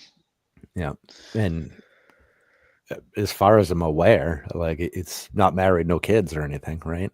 So yeah. So he can just do it. That's a different life. It's like Nike. Yeah, just do it. Yeah, you get married, put a couple kids in the house. Joke in there. Yeah, put a couple kids in the house, and you're not living the duck life anymore. The Duck Life, bro. There needs to be he needs a TV show. Just call it The Duck Life. Yeah. Somehow he'd find time to make it happen. Somehow he would be like, actually, I think we can make this happen. Yeah, he's doing business meetings in between like shots of the show. I mean, he made Lego Masters happen. Yeah. Yeah, but his business meetings happen at like a Ninjago temple somehow. Yeah. You've seen some of those shots. Yeah. He's like, the hotel what are you actually doing? look like I'm in a freaking like a literal Ninjago temple. Yeah. That's my favorite when he calls into the show and he's like just in like a wild location. Like, Duck, where are you? I'm actually like on top of Mount Everest right now. What's going on, guys? Yeah. It's so casual about all of it. And he manages to squeeze in time. Oh, yeah. The Duck, man. Yeah. It's so... I forget when it was. Christo was saying that... Was it... something about going to Singapore with Duck Mind and I don't know, maybe Ash and Flash or something, and then coming back to New York Comic Con straight from Singapore. Yeah, some of those creators out there all over the place, man. It's wild. Yeah, that's nuts. I mean, flying straight from Singapore to New York Comic Con, that's work to work. And I think he's Superman. Yeah. He might not be human. Yeah. He was bitten by a radioactive bug when he was 10. Yeah. That's a lot. I mean, you hear some of these schedules and I want to take a nap just listening to them. Oh, I know. Of course, I don't have time to nap, but yeah, it's crazy. Good for them. Yeah, I don't think I'm going anywhere at all until next Brick World. Yeah. Duck is a vampire. Yeah, that's it. He might be. He might be. Of course, if you say that to him because he's Duck, he may show up with teeth next time you see him. Yeah. If he doesn't already have them in his pocket for whatever reason. Dude was like up all night the night before we performed on stage with the Fold and like took like not even 5 minute, took like a 2 minute like nap on these chairs and then like gets back up and he's like, all right, I'm good, let's do it. Me and Sean are looking at each other like, what? Yeah. Not human. Bitten by a radioactive bug. Yeah. He managed to find time for the Box of Boys live release, the last Brick World, right? Yeah, for not the whole time, but like at least like half the time. Yeah. I was still like pretty good. I was at my table slinging cardboard, so I wasn't able to like really see everyone the whole time, but yeah. So actually, that was what did you call that? Brick rips? Is that what it was? Yeah. Yep. What'd you think of that? Would you do that again?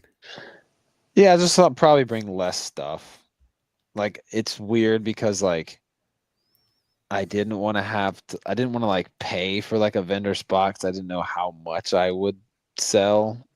But then also it's like if you just have like a display spot, you're not supposed to sell. So that was kind of in a gray area. I wish I would, because I still have so much product, but at least, whatever. If I want to sell some more cards next year at Brick World, I don't have to worry about buying any because I still have plenty. So I'll definitely bring some stuff next year, but I mean, I won't be like kind of having the hopes of like, because I brought like a freaking display case that I never used, a pack dispenser that I never set up, and just because of the way it panned out. There was like that empty table to the right of the stream stage that like nobody was using at first, and I was just like thinking like, oh man, like this might be freaking perfect if I can just like leave my stuff here and just like be chilling at it every now and again. That would be perfect. But then it ended up being occupied. The thing that got me is like, and I have no idea who the builder was, but it was like lots of small builds like spaced out. And I remember thinking to myself, like, man, if I could just have half of this table, and like, I don't know. It's a weird gray area to where like I didn't want to like pay a vendor fee because I don't know how much of it I would sell. Like, sure, if I was set up probably during the general public, I would have sold more, but I didn't really want to have to deal with that. Neither did Coop, and so. But it was cool for the little bits of here and there. I got to shell out some product, but yeah, we'll bring it back a little bit next year at a smaller scale. So say you could have sold, right from the sound booth there. Yeah. Do you think you would have moved a lot if you had? Yeah, if I had like a spot, just like a spot where my stuff just like was. Like, and even if I wasn't like always sitting there 100%, like even if some people were walking by and kind of like saw the packs, and then the next time they walked by I was sitting there, then yeah, it would have been better. But it's just still such like it's just niche. It's still so niche. Like, even though like, yeah, like sure, like Ryan will do streams where he like sells through a decent bit of it, but I mean Ryan has a pretty big audience. I mean, Ryan could probably sell like Lego Star Wars diapers or something, and people would still buy them. I mean, I'd probably buy one. What am I talking about here? That'd be kind of cool just to have one. Well, what is he at? 500,000 subs, something crazy like that. I think he's been in the 6s for a little bit. Man, it's crazy. Maybe like 6.5. He's been in the game for years. Yeah. Made him an animal. Yeah. Little Biggie reference. Yeah. So shout out to the olds that got that one. The olds. Oh my God. Do I count as the olds now? Myself included. Oh man. That's a Sean phrase. I never heard anyone refer to like unks or like older people as olds. And I heard I heard Sean say that phrase one day. I was like, God. Oh man. The olds. That's funny because that's one that I use, but I've never heard it and had it applied to me. It was like shit. I mean, I was roping myself in there to that. I mean, dude, it's crazy that like people like there for a while, like you weren't 21 unless you were at least born before 2000, and like now the fact that you can be born in like 2005 and you're 21 just freaks me out, dude. Yeah. Freaks me out. Yeah. Lego Team B diapers? Where? Wait, Lego diapers? What? For adults or kids?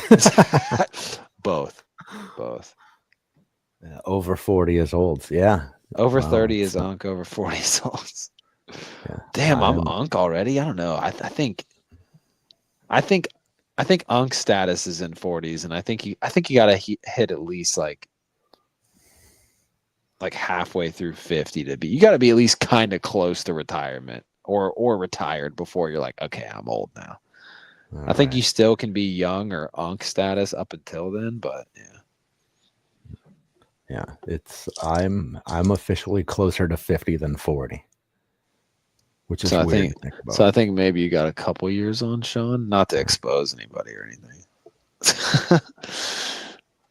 Yeah, it's Sean and I think are very close in age. Yeah, like within a year, plus or minus like a month, something. Right there. That's a Jerry. That's a Jerry. Yeah.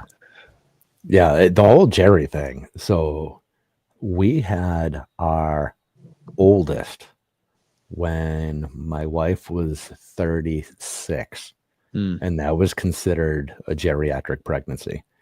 And it's like 36 is not geriatric.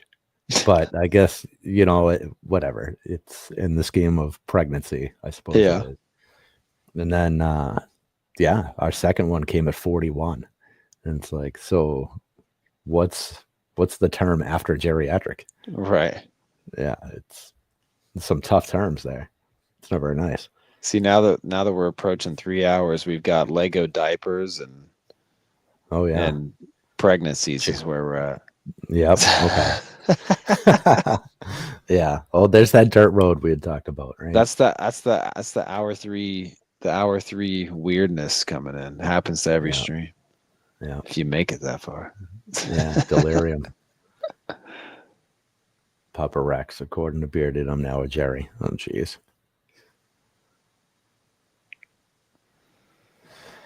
Yeah, that's tough. All right. So before we go too far off the rails, I do think we should wrap. But yeah, I could go forever. Oh. I'm similar to Tyler in ways where I could go forever, but yeah. You also have to go tomorrow night too.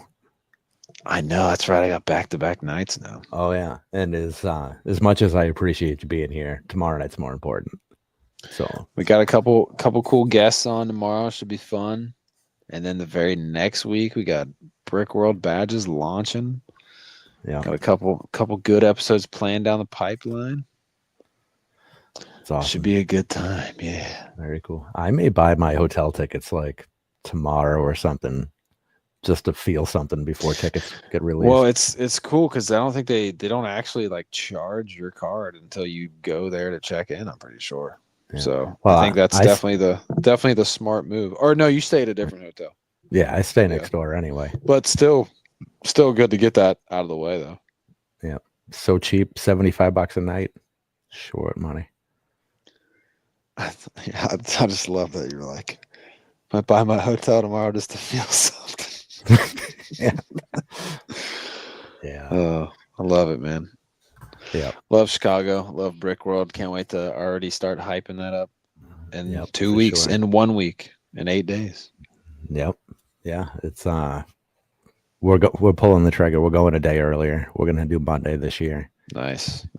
It's last year fell too short, but any more than that one extra day is just too much. Leaving the kiddos for that long. Yeah. Oh yeah. Rennie rooms dropping the same time as the badges. I don't know. Did you hear? I think so. I think so. Yeah. We'll find out for sure. We'll find out for sure tomorrow when we do like a preview of next week. Yeah. One of these days I got to track down Mark and try to get him on the show. He's a very elusive guy. Oh yeah. I'm sure it'll happen eventually. Yeah. He's accessible for the most part. Yeah. Sometimes he's also incredibly busy. Yeah, he is also incredibly busy. And and you never know when he's just going to pop up with a random Animal Crossing stream out of nowhere. You never know. Something odd. But all right, man. I appreciate you hanging out tonight. This has been great. Of course, man. Thanks for having me, man. It's like I said at the beginning, I was kind of wondering. I know I'm not the most popular dude in the space, but I'm like, man, I'm ready to go on another pod eventually when someone will care to have me on, and here we are. Yeah. Well, I love it. I'm glad you could make it. Everyone in chat, thank you for coming and hanging out. We appreciate you hanging out for all this time, close to 3 hours now. Next Wednesday, Cristo will be with us. Nice. So Stud City will be in the house, and we won't run through the rest of the calendar, but we'll be here for that. Make sure you guys are around for ACOB tomorrow night. I know you will be. I'm excited for it. Brent, thank you so much. We'll catch you tomorrow night. Yes, sir. Thanks for having me, man. All right. Good night, everyone. Peace. Good night, chat.